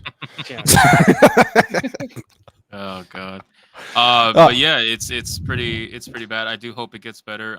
You know, I don't know if I'm doing something wrong. Maybe I am. I actually been meaning to ask people, when you live stream on Rumble, you have to set it up every time. Yes, so you have to set it up 24 hours or less before, set it up every time, and you have to physically go in to end the live stream as well. It just doesn't stop when you end it on StreamYard. It's not very user friendly. Yeah, so I can set up YouTube how long in advance? God, it could be forever. And with Rumble, I have to always wait till, since we do it at 6 p.m. Pacific, I have to wait till 6 p.m. Pacific the night before to set up the stream and then advertise it, which is very frustrating. I'm hoping that's the next thing they fix. Yeah, it's terrible. They should just have like a streamlined stream key and URL so that you don't have to keep redoing it every time. Yeah, yeah, it's very frustrating. From what I understand, I heard somebody who works with StreamYard mention something about how they're trying to work with them about, hey, you need to fix this because StreamYard's getting complaints about it, and it's like, well, we can't do anything. We're handcuffed because that's a Rumble thing, on their end. But they do need to fix it because it's very annoying. Because I'll set this up a week in advance, and I'll always remind myself to go back in like last night. But it's annoying. Just give me an option to set it up a week in advance and be done with it. Yeah, because I thought I was doing it wrong at first. No.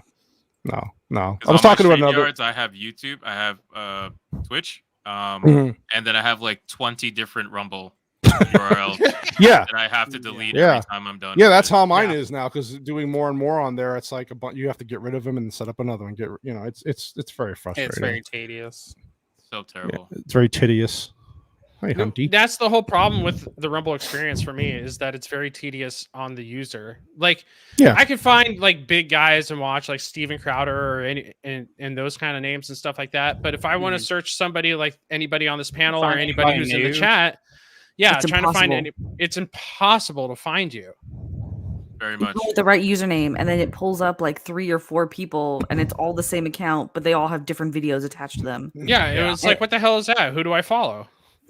But so, Cope, are you still having a trouble with your stuff mirroring over there? Because I know that was a whole fiasco. Yeah, so I had trouble mirroring like 6 months ago, and now I said, fuck it, I'm just doing it manually. So every time I upload to YouTube, I just manually upload it to Rumble because I don't know what happened. See, okay, I'm starting to have that issue only with my last 2 uploads, where it's not mirroring even to Odyssey now. It just stopped altogether. How long has it been though? Like, how long has it been since the last 2 videos are the ones? So I guess 3 weeks altogether. Oh wow, yeah, that's way long. Yeah, that's annoying. I had that happen for a month. None of my stuff was going up, so I had to physically go in and manually do it. Now it's been okay. Even the shorts I put out today went right up, but Odyssey wasn't getting them. But I don't get much play on Odyssey anyway. It's just there. But anyway. So I don't know. The algorithm for live streams, I feel like on Rumble is very good, because like my views on my regular videos on Rumble get maybe like 5 or 10 views, but then the live streams I do get 500 to 800 views while we're live. So I don't know if it purposely pushes a live stream or maybe I'm just in the right segment. I have no idea, but my videos get no views there. Like, mine don't. But the first conspiracy stream we did, Vex, got about in the 550s for views, and then the cat just killed something. The cat just killed something. You don't even own that place. You go take care of that. God, you're gonna have to pay for around. So Hypnotic, did you ever see the Cable Guy? The Cable Guy? Yeah, No. the movie. No. You never seen the Cable Guy, dude? No, I'm Do you like uncultured. God damn it. Yeah, okay, dude. It's just Do a I bunch like of white who? people in it, anyways. Wait, do you like Jim Carrey? I do like Jim Carrey. I do. But I got to be honest with you. I haven't really watched anything recent or semi-recent he's done. I like a lot of his old stuff. Right. Probably my favorite thing is a Truman Show. Most likely. Oh, yeah. Okay, That's a so good you, movie. you know, Okay. yeah, you might like Cable Guy. Give it a try. Yeah, in Brooklyn. Yeah. It was like one of his first darker roles. Oh, really? Okay. Yeah, it was like back in the 90s, mid 90s. Pretty good. It was pretty good. Mhm. Yeah, I liked him in what movie that was that? 23, I think it is. 23. Movie in the number 23? Yeah, that was him, Okay. right? Jim Carrey. Yeah, that was him. Yeah, I liked him in that, even though it was. I don't know. I can Wouldn't like really his call it like acting a- without liking the movie so much. But Yeah, I was gonna say like, the movie itself is probably not the Yeah, highest kinda score mid. for me, but I liked what he tried to do. Right. You know. Yeah, I give him that. He took risks at some points, but obviously would you Yeah, say this that Ace Ventura this- was his most popular one?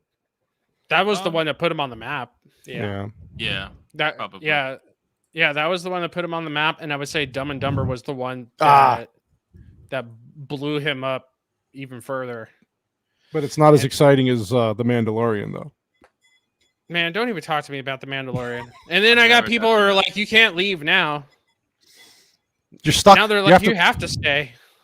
with that This is shit just so show. awful.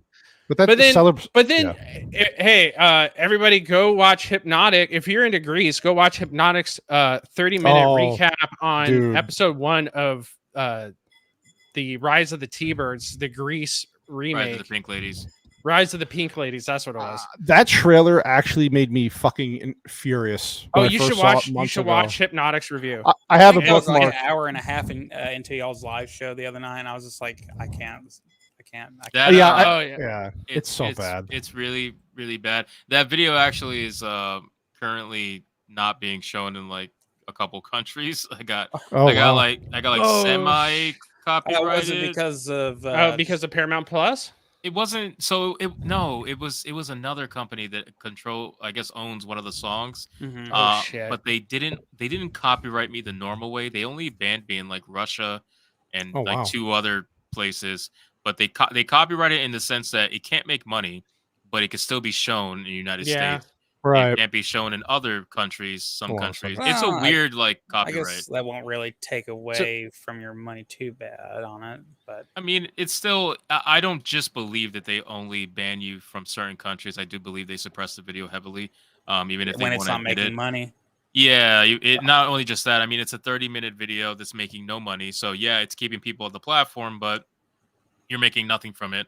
I don't think YouTube's very interested in pushing that out unless it gets a lot of clicks, which I mean, it's slowly but surely rising up little by little. Mhm.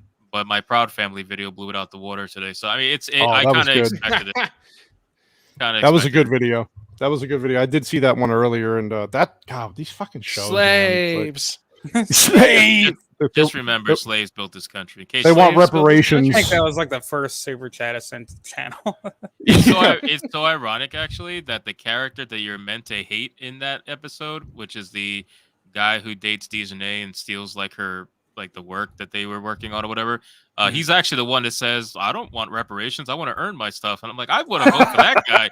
You know, Right. I know I'm supposed to hate him, but I like that guy. Oh That's my when they all God. turn on that character, you know. Yeah. Is that pretty show still ironic. on? Is it going right now, or is it all over? No, like in terms of the episodes, it's done. Yeah. Season 2 is. Yeah, I think they did the binge model, so they released all episodes at okay. once. Yeah, Okay. What is it on? of course. Yeah. I don't know. Disney Wait, Plus with House. Disney Plus, of course. Why wouldn't it be on Disney Oh yeah. Plus? Never mind. And that Why am I even shocking. asking? Yeah. Yeah. I getting back to the Grease thing real quick. I saw the trailer for that initially, and first I saw it was on Paramount Plus. I said that's not problem number one. And then watching the trailer, it's supposed to, what is it, 1954, I think, or something like that. It takes place in. For Rise of the Pink Ladies. Yeah. Yeah, 1954. It takes place Yeah. 4 years before the original movie, which was. And in I'm like, 1958. Yeah, it just doesn't fit that time. Like you guys said on the stream, which I was yesterday on Saturday. It's like, dude, it doesn't fit time period. It doesn't even look like like Cope always says. It looks too clean. It looks terrible. And then your video today, if you're going to do, come on, man, the show sucks. Yeah, if you're going to do a movie or a show that goes back in the day, now I know you have to shoot digital because that's all the cameras come these days. But what you can do is just you can make it look like it went through the Technicolor process anyways, which is heavier saturations and really blow out those whites, and you capture some of that look and feel of 1954. And like what Hypno was saying, and he could go further into it than I can, obviously, is the music just does not match the time whatsoever. They try to it's modern, like you guys were talking about. It's like modern music, very modern. Wow, how does it kind of makes you feel like you're watching High School Musical or Glee or something like that. It doesn't feel as if you're watching something from the 50s, you know. And then when you watch the original Grease, the music is very much for the time period. Sure, even the language you could even say maybe 60s, you know, but it's still like it's still within that time period. Yeah, around that time period. But the music is super, super, super modern. And then what completely took me out was towards the end of the first episode, they start using like Gen Z language, and that just completely like. Because that's what they were doing in 1950. Because in one of the songs, they were, I don't remember what led up to it, but they basically mentioned the word clout. They're like, "Oh, you're doing this for clout," and I'm like, nobody said that. 1954. No, like that nobody doesn't exist. Why are you doing this to me? Like, it's just again. It's terrible. Did they tell someone to cope and seethe as well? not quite. Not quite. I mean, so this is how many episodes was it? It was about 8 to 10 episodes, something like that. For what? For the Grease, whatever, Pink Ladies. Rise of the Pink Ladies. Ladies. It's only on 2 episodes right now. There will be. Oh, they're doing the every week. They're doing the weekly. Yeah, thank God. I cannot binge this at all. What's up, Joker Voice? Thanks for dropping by, buddy. Yeah, I'm pretty. You know, hearing Copa do his great reviews and just bashing the man. I can't watch. I gave up on Star Wars a long time ago. I just can't anymore. But I getting all my backstory through people like him reviewing this stuff, and you got shows like it's like I don't understand anymore. And then Star Wars, Joker Voice, the scissoring sisters over here, Joker Voice, and that's the Last of Us. Rizzo, why didn't you use my pronouns? Yeah, it's like I just don't get in the Star Wars celebration shit. It was so cringy. There was nothing to celebrate. There's nothing to celebrate. I mean, just everything they're talking about. Well, I mean, that's like saying, hey, we're going to have a celebration right after the funeral. Okay, guys? Who's the idiot that said there's no evil in Star Wars? It was one of the actors. He's a new actor for, God, I can't remember the show that's coming out. Acolyte. That's it. That's right. And he's trying to say, like, if you look at Vader's point of view or this, but it's like, what the fuck are you talking about? Of course there's evil in Star Wars. It's the whole point. Yeah, like I said earlier today, you know, oh, yeah, you mean that family-friendly moment when Anakin went into a room full of younglings and slaughtered them all? Yeah, I mean, totally. I couldn't figure out which one was the evil one in that scenario. Clearly, you got to sympathize with him. Yeah, I mean, yeah, he killed not only the men, but the women and the children of the Sand People village as well. It's just I totally relate to this guy. I just don't understand. I get it.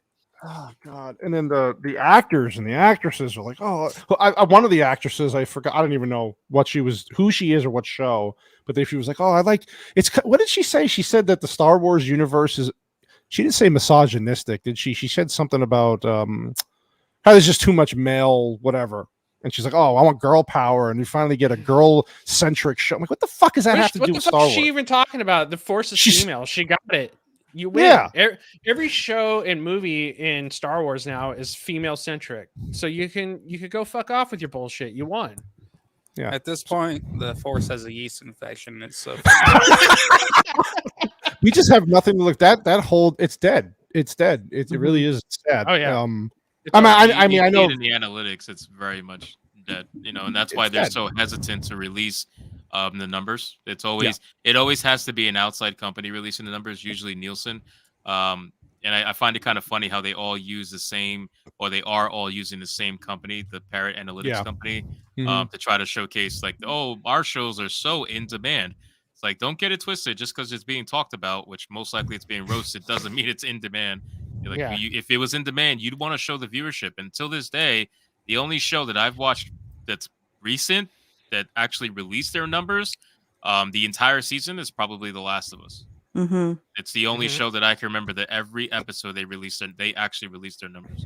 But they were because proud that of was those our numbers because only- they yeah, It did well, right? Didn't Last of Us do did really well? Yeah. it did do well. And it lost some people towards the end, which is, I mean, that's to be expected. But Mhm. I guarantee you, season 2 will probably not do nowhere near as good. But they still released the numbers, like Velma never released the numbers. Rings of Power did it the first episode, the first 2 episodes, and then after that, they never talked about it again. And it wasn't even releasing the numbers. They said 23 million sampled. It wasn't Right. 23 million viewers. So, Well, didn't that just can come mean- out with the Lord of the Rings, like the Rings of Power? How the number, like only 40-something% of American audiences stuck through to the end or something. It was like a Man, really low 40 is number. way too high. it's less than that, way less. It's less, yeah. Like it was internationally, it did a little better, but it was still under 50%. And it's like that's embarrassing, man. That's for a massive IP like that. Nah, man, that's They were bad. saying that if it got 50% retention, they would consider that a win.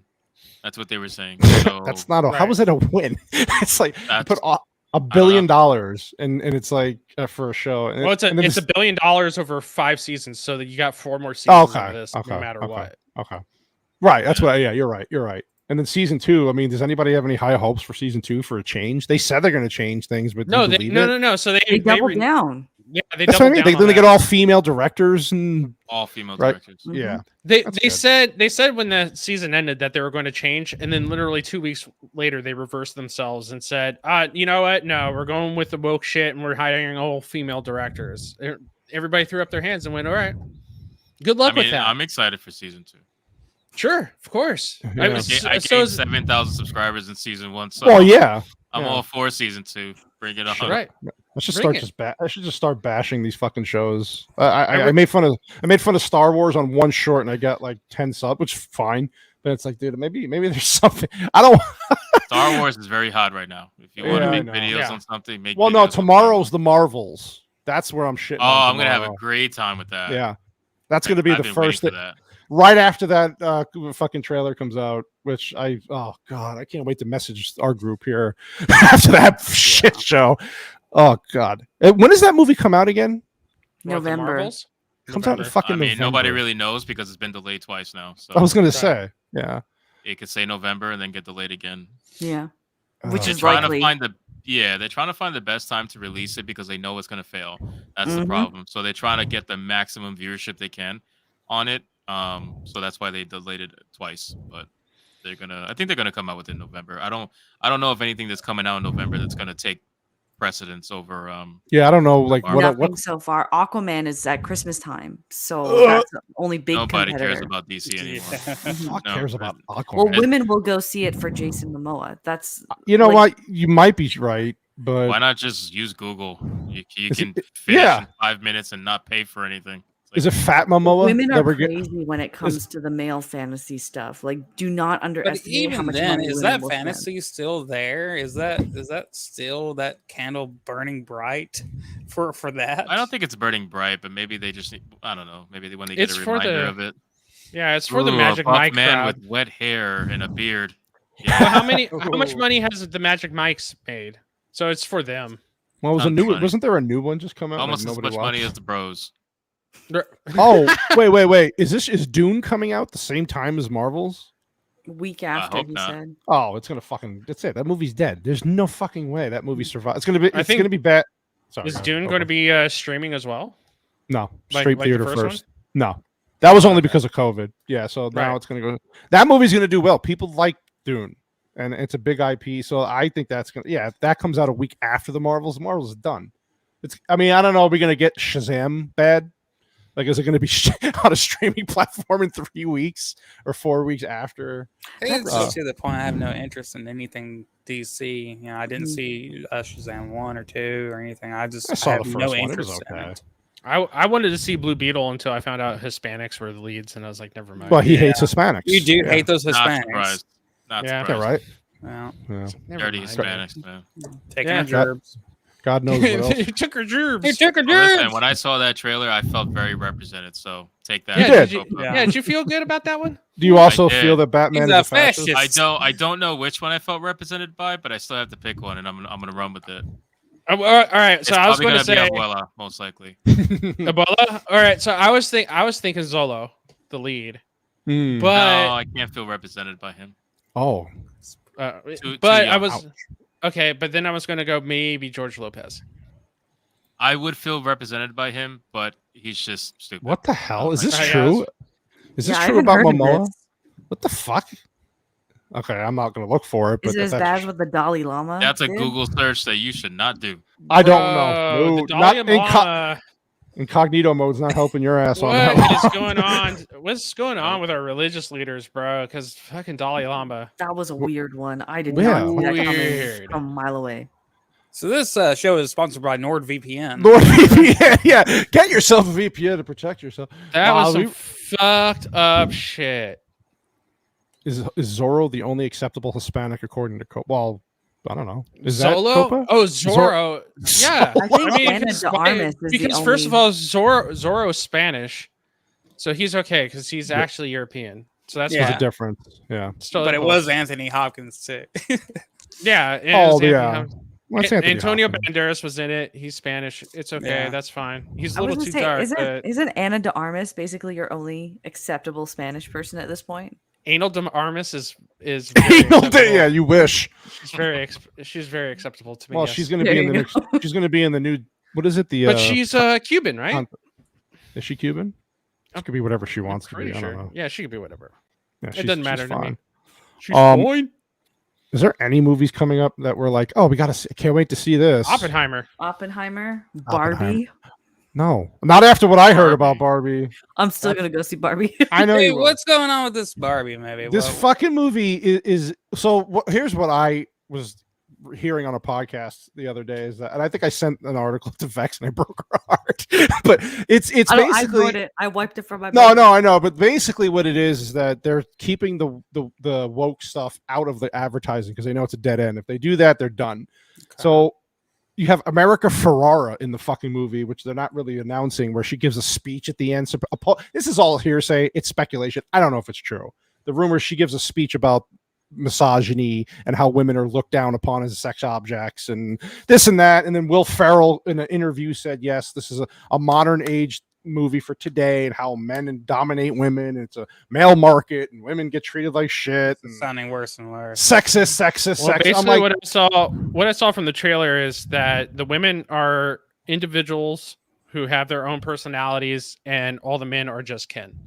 And they're probably going to try to use that as a mirror to show how misogynistic our entire past have been, like especially with our entertainment, and say, hey, look, the females in prior films, especially action films, they never have any personality.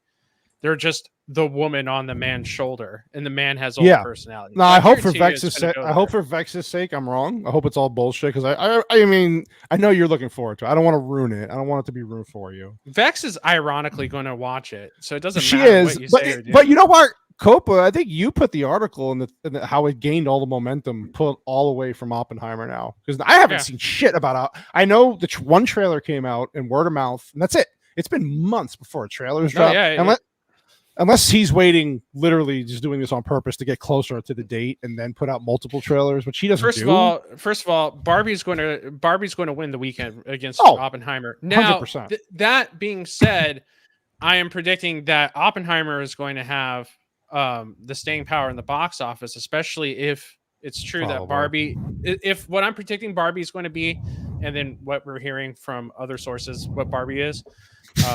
It's not going to have the staying power in the box office. I was gonna say, do you really think it's gonna do that well? Barbie, I think in I the think first I weekend. think it's gonna do. Yeah, I think it was gonna do like an Ant-Man, where it's gonna do really strong on the weekend and tail then off. just die. Like yeah, just I think it will sink past Oppenheimer before Oppenheimer leaves the Oppenheimer top will 10 be a slow box roll. office. Well, Yeah, it'll be Oppenheimer's also 3.5 hours long, whatever the fuck it and is. many people are interested in the building of the bomb.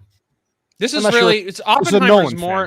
fan. It's Nolan fans that will go. You're a Nolan fan. You're going to go say word of mouth will get people back to see Oppenheimer. That's and Oppenheimer's more of a December release than a summer release. That's when it should have been released. Yeah, that's a good point. Well, then what's coming out there? Like he said, you're going to go up against Dune in November. I think Dune would beat Oppenheimer. I think Oppenheimer and Doom are a better head-to-head match than Oppenheimer and hold on. Barbie. You're thinking a 3-hour movie about an atomic bomb is going to do well at Christmas when families are going to the theater? Fuck yeah, dude. No.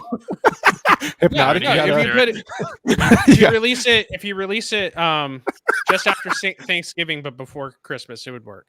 Because that's when you usually release your Oscar films. Your very high dramas. Right before the new year? Right before the award season starts. So that's usually when you release those. Plus, it's good to see violence after Thanksgiving and having to be around family. Well, this is. I mean, let those turkeys cook, bro. Yeah, this is good for Vex though. If she does see this movie and hates it, I want a review. I want a video review about how shitty this movie was. You'll get one if it's like that. Trust me. That's what I mean. But they are messing with it. Now, Hypnotic, did you see the Mario movie? No, not yet. I don't think I'm going to be honest with you. Yeah, are you banning yourself from Mario?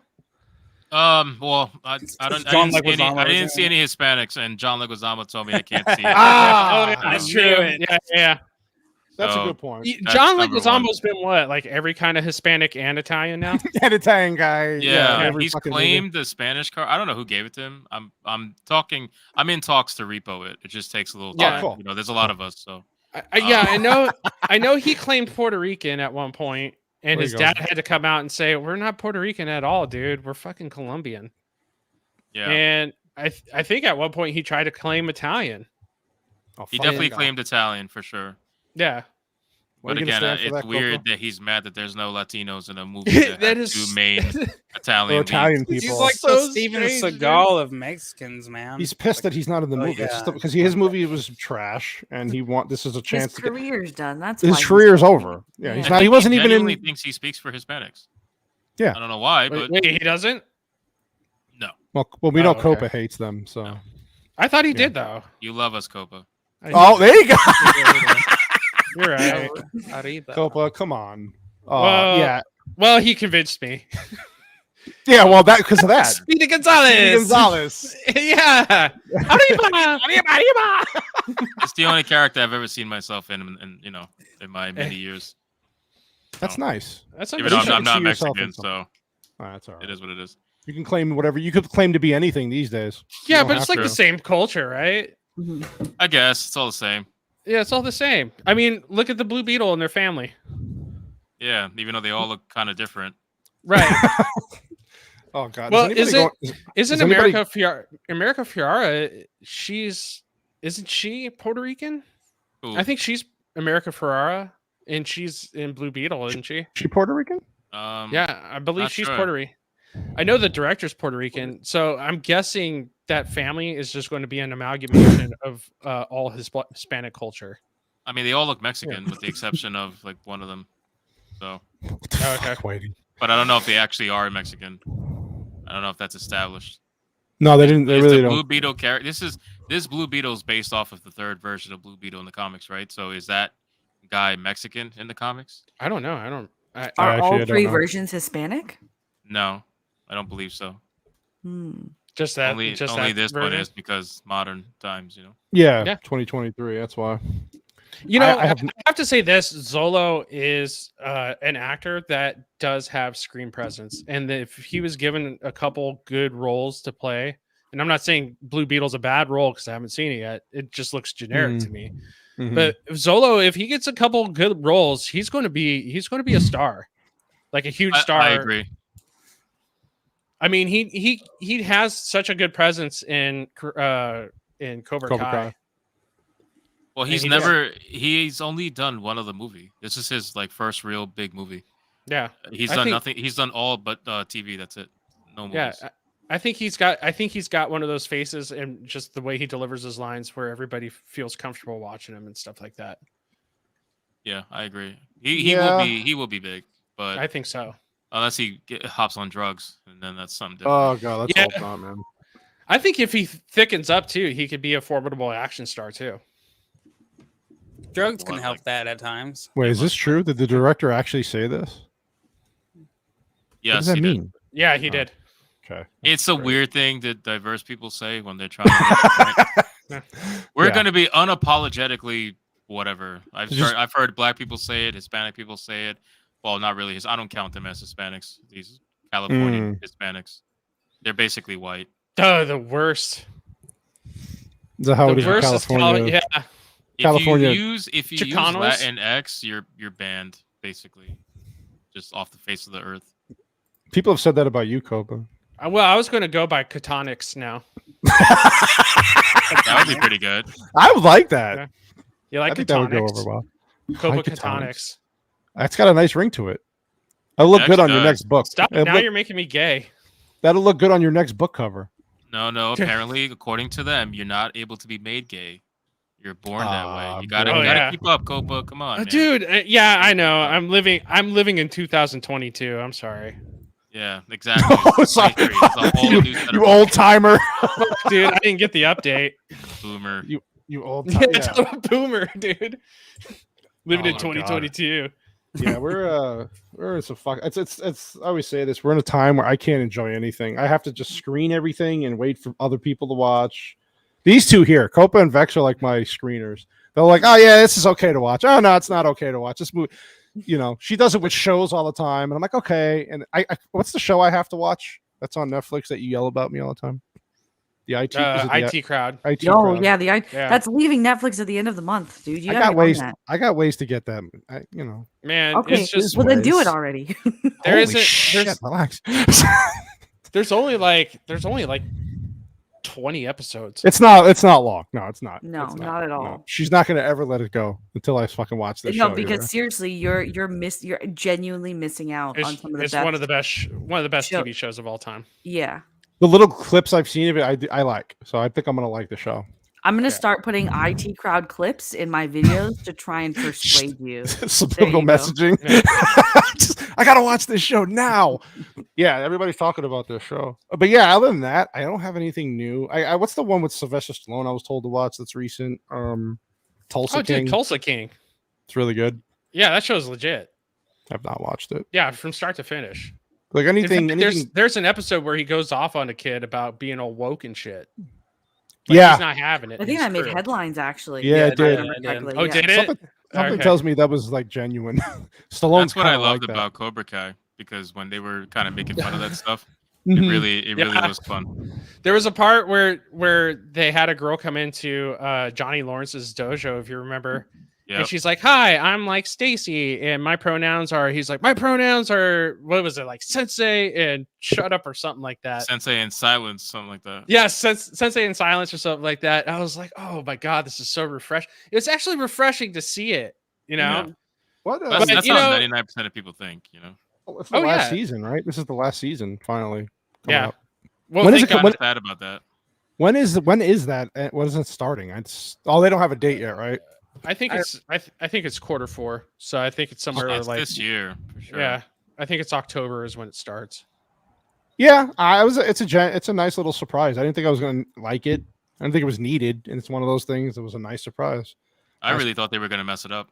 Like me too. Well, especially because it started on YouTube too. Like I was like, "What the fuck is YouTube?" Right. Yeah. Like, what they were using to get people onto YouTube Premium. Yeah, and it worked for me. It worked, and I've been with it since. Yeah. So. And then they just sold it to Netflix, and Netflix like, "Fine, we'll take it." I heard good things while it was on YouTube, but I just didn't want to watch it on YouTube Premium or whatever. Yeah. Then I heard it was going on Netflix. And I'm like, "Oh shit!" Well, they gave out like the first 2 episodes for free to kind of drag you in, and I was like, so much memorabilia shit going on. I was like, I have to. Right. Yeah. See, but that show is a prime example of how to do nostalgia right while also introducing new characters. Like they have a very diverse cast. Everybody's important, and nobody's race has anything to do with their character aside from maybe like a backstory here and there that they maybe explore. They do it more with what's his name, Zolo. Zolo's character when he goes to Mexico and whatnot. But aside from that, it's really nobody cares. Every character is important. That's why it's good, because you have the kids who are new, you have the old timers, and they all mean something. They all mean something. They all have important parts to play. They all mesh well together. It's not like they're using the old timers for nostalgia bait and then throwing these kids in your face 24/7. It's everybody has a story, you know. Yeah, it's not like every kid is like, oh, I'm gay, and oh yeah, I can't do this because I'm one-legged, or I'm in a wheelchair, so I can't do karate kicks and stuff like that. Is none of that whatsoever. It's all like, hey, you know, like I have this type A personality, type B personality. We either get along or we don't, or eventually we're clashing with each other, and then we become friends or we become mortal enemies. I mean, it's like the classic storytelling, and that's what's killing me is that you watch classic storytelling and we all go, oh my God, this is so refreshing and new. And it's like, no, this is like the old way we used to do things like maybe 15 years ago. Yeah. And then all of a sudden we just got into this, what I like to call it the gray blob, where these producers and these studios just want to create gray blobs where nothing has any kind of tone or texture to it. It's all superficial and it all gets eaten up by the gray blob. So nobody gets offended by anything that we put out. It's just a gray blob. You can't be offended by a gray blob. China can't be offended by a gray blob. So if we all just get consumed by the gray blob, we'll eventually enjoy being in the gray blob, right? And it's like, no, we all reject this crap. Like, no, there are people that enjoy being in the gray blob. That's why shit like The Last of Us did so well. That is a gray blob. You did say that. Yeah, you did say that.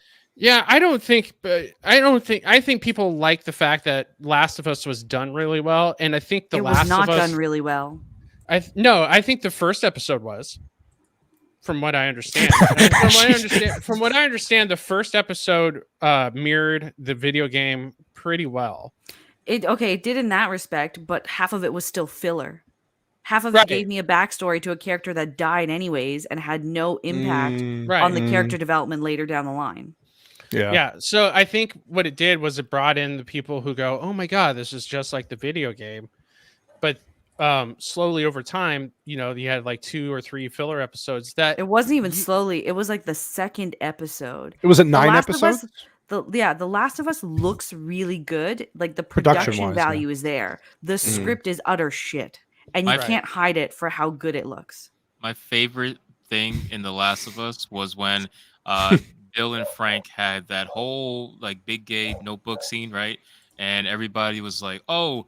A lot of the people who were commenting on my video, they were saying, "Well, you're not even giving it a chance. The season's not over. I guarantee you, they're going to mention Bill and his arc is going to be important to the story at some point. You're just being assumptuous. Like, give it a chance." And then the only mention he ever got was by Ellie saying, "Yeah, this food came from Bill. This jerky. That's it.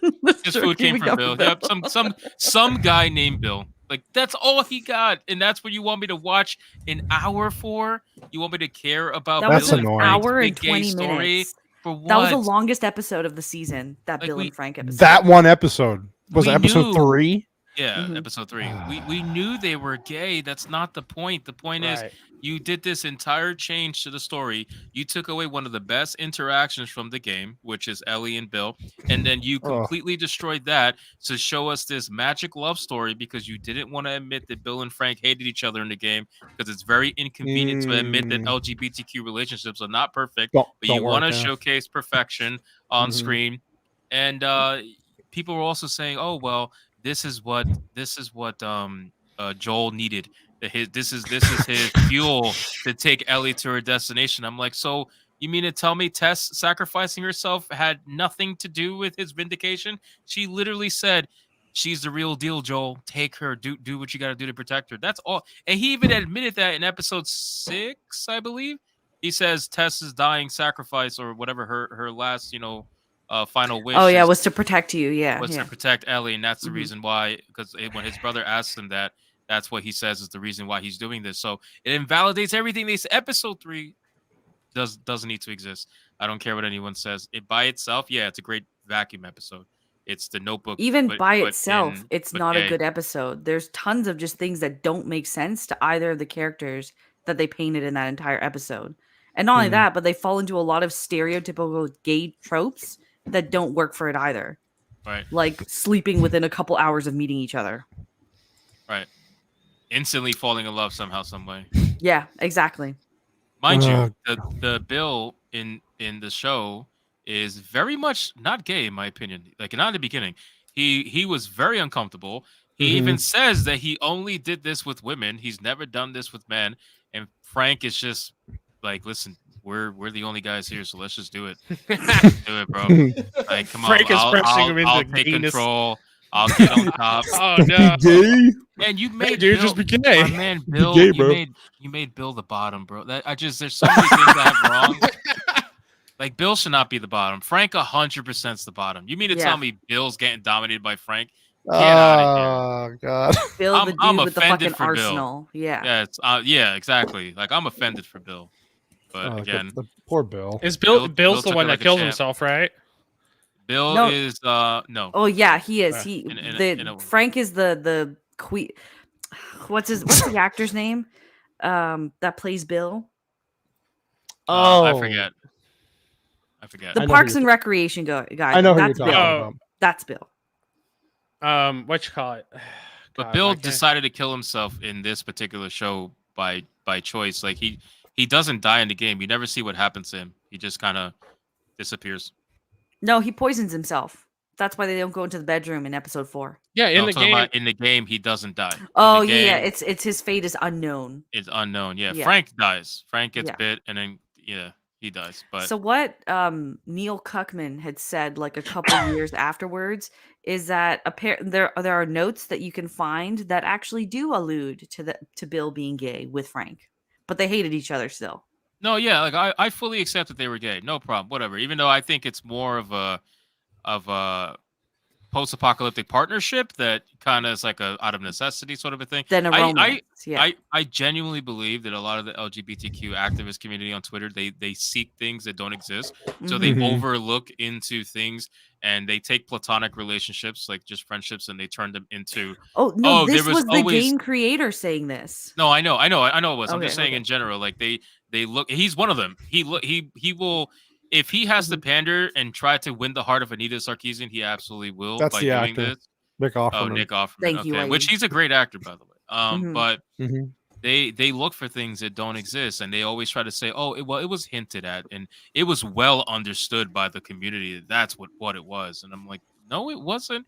This whole thing about Velma being gay for her entire existence. God. I'm like, what? Oh, dude. She was banging dudes. What are you talking about? Velma being wasn't gay? even gay. She just fucked whatever she wanted in Velma.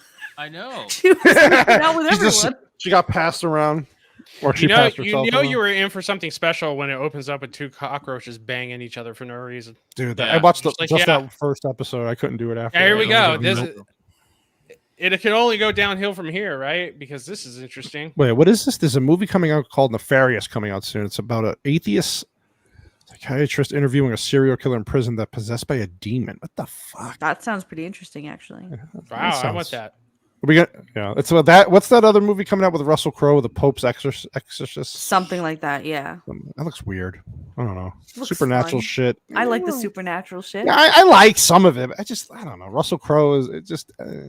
I love What that about- guy. But have you guys seen the trailer to Sisu? Yeah. yes, It looks good. Oh my god. That Well, there's the guy looks who made John Wick did it, right? Yeah. nuts. Yeah. Yeah. Did you That looks see good. John Wick 4 finally, Copa? No, I haven't watched it yet. Oh, okay. I was gonna Never say got that around to trailer it. is in when you go see John Wick 4 in the Oh, theater. Oh, Hypnotic- okay. It's like That totally Hypnotic makes gotta sense. balance out. Thanks for stopping by, dude. Appreciate you. Yeah, coming in. dude. Thanks for stopping by, man. Even though apparently people on this panel hate Hispanics, I'm sorry, but we don't. We don't It's speak for all probably a of them. white guy. Hey, we love everybody. As the slaves pop up in the background, that's great. Slaves built this stream. That was great timing. Thank you so much for coming Oh by, my dude. god! Yeah, thanks for stopping in, dude. Appreciate you, Yeah, man. man. Next- It's a pleasure meeting you. I love what you guys do. Honestly, I watch Thanks, you guys man. as often as I can. Appreciate you. And I know the grind is real. So just keep it going, keep doing what you're doing, and everything will happen and fall into place. So Yes, sir. Appreciate you, man. Thank you. I'll be catching you on your streams and videos too, dude. sounds good, man. Thank you, everybody. Have Thanks, fun. buddy. Take care. Take care, Hypnotic. Talk to you later. Bye. Later. Yeah. Well, that was fun. God. God, it's like I That's knew why I you saw. were acting all gay about it. Yeah. you fucking. I didn't. How was I acting gay? You're like. Someone's gonna join us soon. I just said Someone's something. gonna I don't know. join us I don't know how to fucking hate you people, but I love you. This is why I love you. All right. Anyway, I think it's time to end this beautiful stream, even though I love you people and missed you all.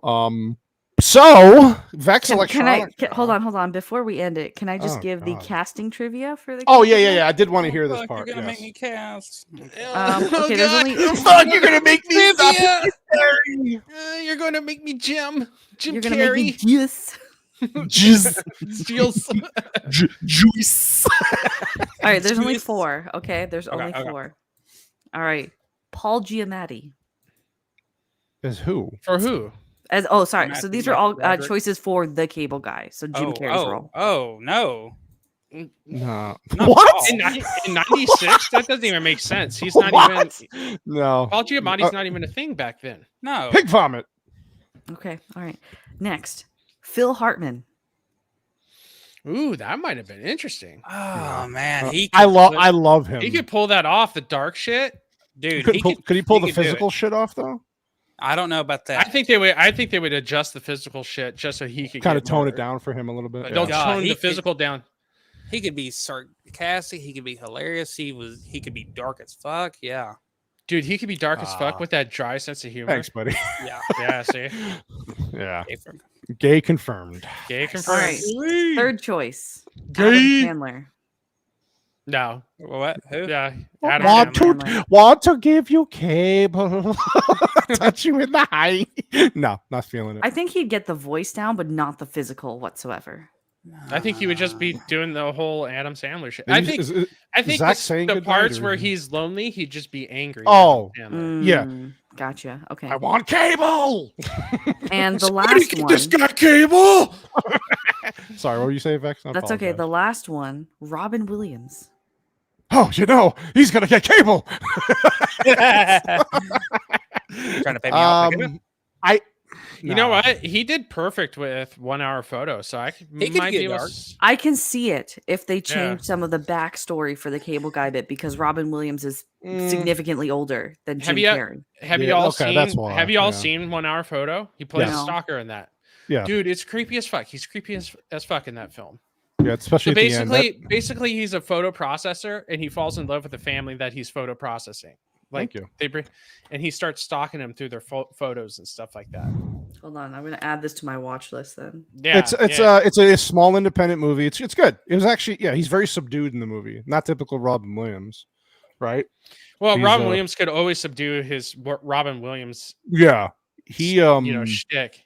I actually like 1 hour photo. It was good. 1 hour photo is excellent. It was He does directed play by Mark Romanek, Yes. who Yes. did a lot of Nine Inch Nails music videos. Why? Oh yeah. I think you'd like it, Vex. Honestly, it's not long. It's good. Hey, see you, Jacob. Nice. Hey, Jacob. Jacob. Jacob. I don't understand. Jacob's having a stream tomorrow, everybody, about the Hunt for good. Red October. Yes. And I'm not really understanding why Jacob didn't invite Jana into the stream to talk because she's pregnant. So technically, she is a human submarine. But she I'm runs just saying. silent, though. Does she have propellers that run silent? No, she's silent, dude. She's silent in the water. When she gets in the water, you can't hear her. I guess if he wanted to invite anybody to talk about hard tubes full of semen, obviously he should have just. That's true. You're right. Absolutely right. Yeah, hold on a second here. Not a clue This Robin Williams thing is so weird to me. I'd have to see it. Like I'd have to see like a test screening or something. Because you're right. Now that you mentioned 1 hour photo, because of 1 hour photo. yeah, I like it. Maybe. Like you said, the age thing though. How old was he in 1996 at that point? Like He would have been in his 40s at least. He had to have been in his 40s, Yeah. early 40s. Yeah, maybe. Because I want to say he was about to hit his 50s in Good Will Hunting. But imagine the amount of hair God, in man. that basketball scene. I just Sasquatch. Look like a Sasquatch. I love that movie. So, Good Will Hunting was on the other day. God damn, that movie's good. Dude, I love that movie. That's a review. That's 5 hours, but it's a review. Except for that horse shit, it's not your fault scene. It's damn good. Why don't you like Oh, that? there you scene? go. Jacob invited Jana. There you go. There you go. There it is. You're- All right. Janet, you're- you're on. She has to do the Sean Connery accent though. She's like, no, this is totally wrong. A submarine can Oh, totally Goodwill not. Hunting. Vex documented. I think it's on Yeah. the list. No, Vex, she's tired. Leave her alone. Look at Leave her. alone. She's like, dude, Look I at her. have no more energy to write. She's like, anything she's for like, you. I she's off the clock. need sleep. All right, we're gonna get her Oh. off. Let's go. Okay. I call Indian. Excuse people me, to get what'd you stuff say? done. Phrasing. I mean, we're gonna Phrasing, get her dude. off the street. Wow, bro. Wow, dude. First of all, you bring Hypnotic in here, like a Yeah. gay man, Yeah. and then That you're was saying kinda that gay. you're going to get off your Hey, co-host. no, I'm calling customer service. Vex's phone is about to ring.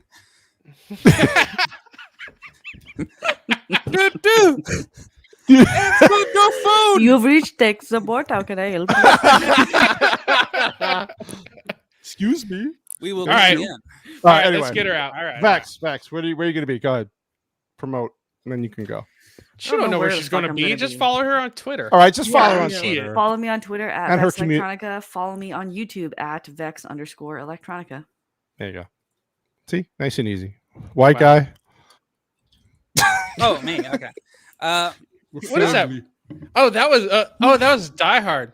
Yeah, Yeah, that was the Die nip, Hard. the nips when the muscles were out. Let it rip with the nip. I remember. Okay. Okay. You'll be able to find me at White Bear 2 Aw. and White Bear 3 on YouTube, and also on Rumble. You can find me at White Bear 2, and on the Twitters. You Pretty can soon find me there'll be there. White Bear 7. No moss. Um, That's It would be Bear White. Yeah, there we go. Bear Here, White. I'm advertising for myself right there. There you go. game. I still love that yeah, we- background, dude. Thank It you. is nice. It's good. It's nice and clean. Stands so out. clean. It's good. It's Yeah, got it's the good. woods back there, nice for a little bear to get around in. Yeah, but you got this Joseph Albers look going on with it too, with Mm. the different shades of black covering it up, like it's censored. That's better. Oakley dokley. That's Ed Flander. Dude, Copa, we have any more Mandalorian? Oh, we got some it's next. Yeah, this there's week, two right? more episodes of Mandalorian left. I just dropped my Mandalorian episode 6 review. You can go watch it and hear me just scream into a microphone for 13 minutes.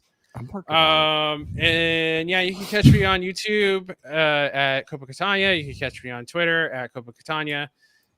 Tomorrow you can find me on Tyler Redbeard's channel. We are ranking stuff again, and Nice. we are ranking our favorite our childhood animations. Is this a reschedule from last week?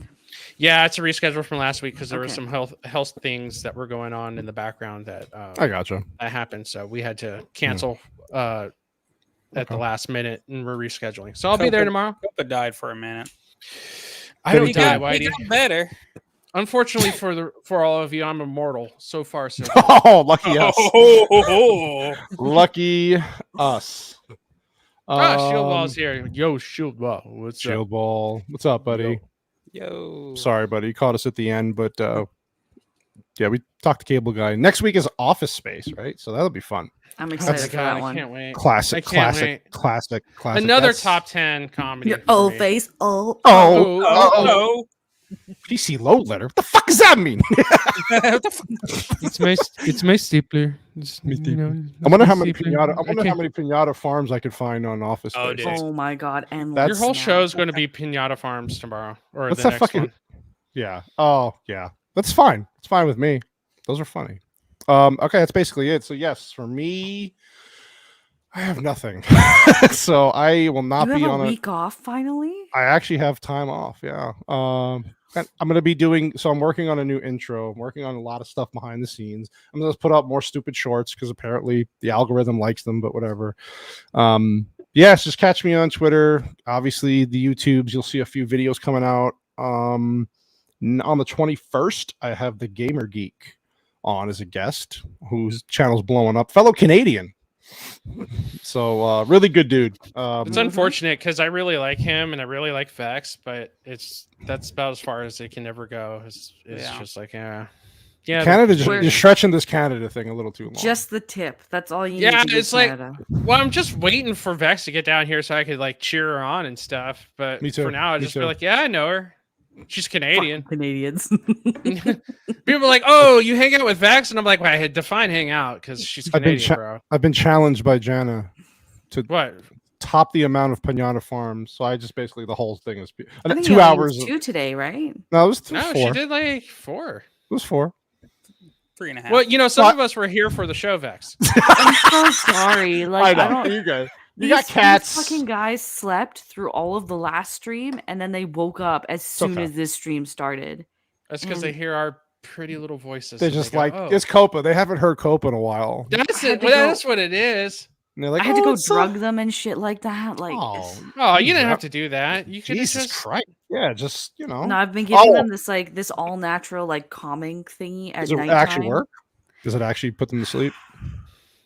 No. One of them is fine. The other one will just go up and down. So the hallway here. this won't end until you get back home, basically, is what have you're you telling me. have you tried stapling them to the wall? Super glue. Okay, we don't have to do this. No, poor Vex. Oh, I forgot. I am sorry. Mrs. Cannoli's right. Saturday on the 15th, we have a conspiracy theory stream, Rumble only. We got some cool guests coming on there as well, including Mr. Electronica. Jesus. Sorry, Sharpie. Bro. I'm sorry. I'm sorry. Mr. Electronica. So yeah, that'll be fun. We're looking forward to that. Part 2 of that. The first one was fun. Second one's going to be even better. No restrictions. It's Rumble, so that'll be great. Some of us here will be on there. Copa, you're invited, of course, if you're not busy, as always. Yeah, but you're always busy. I'll try to be there. there. Well, you always beautiful, got to keep idle hands is the devil's workshop. I know. The devil ain't going to get well, me. either way, I'm going to send you a link because I love you. So there you go. I'll probably just drop in and fuck your stream up no matter what. So. What else is new? Yeah. Come on. That's basically it, people. Okay, we had a great time. I love you all. Thanks to the chat, all the new people coming in. Yeah. God, that was great. Of course, my team. Love you all. Jacob wants to know what? Vex. Oh, Vex roofied her cat. Oh no, it's this thing called like Easy Rest Omega. That's all. I just put it in the Canadian government give this to you. Yeah, it's not roofies anyways. It's flories because they hit the floor. I use a brown paper sack. We have one cat getting drugged. All right, we're gonna go. Vex needs to go to sleep. Copa needs to go take care of his pregnant wife. Whitey needs to kill raccoons, and I got to do something. So, love you all. Thank you. We'll see you next week, 6 o'clock for the Office Space. Bye. Waka waka.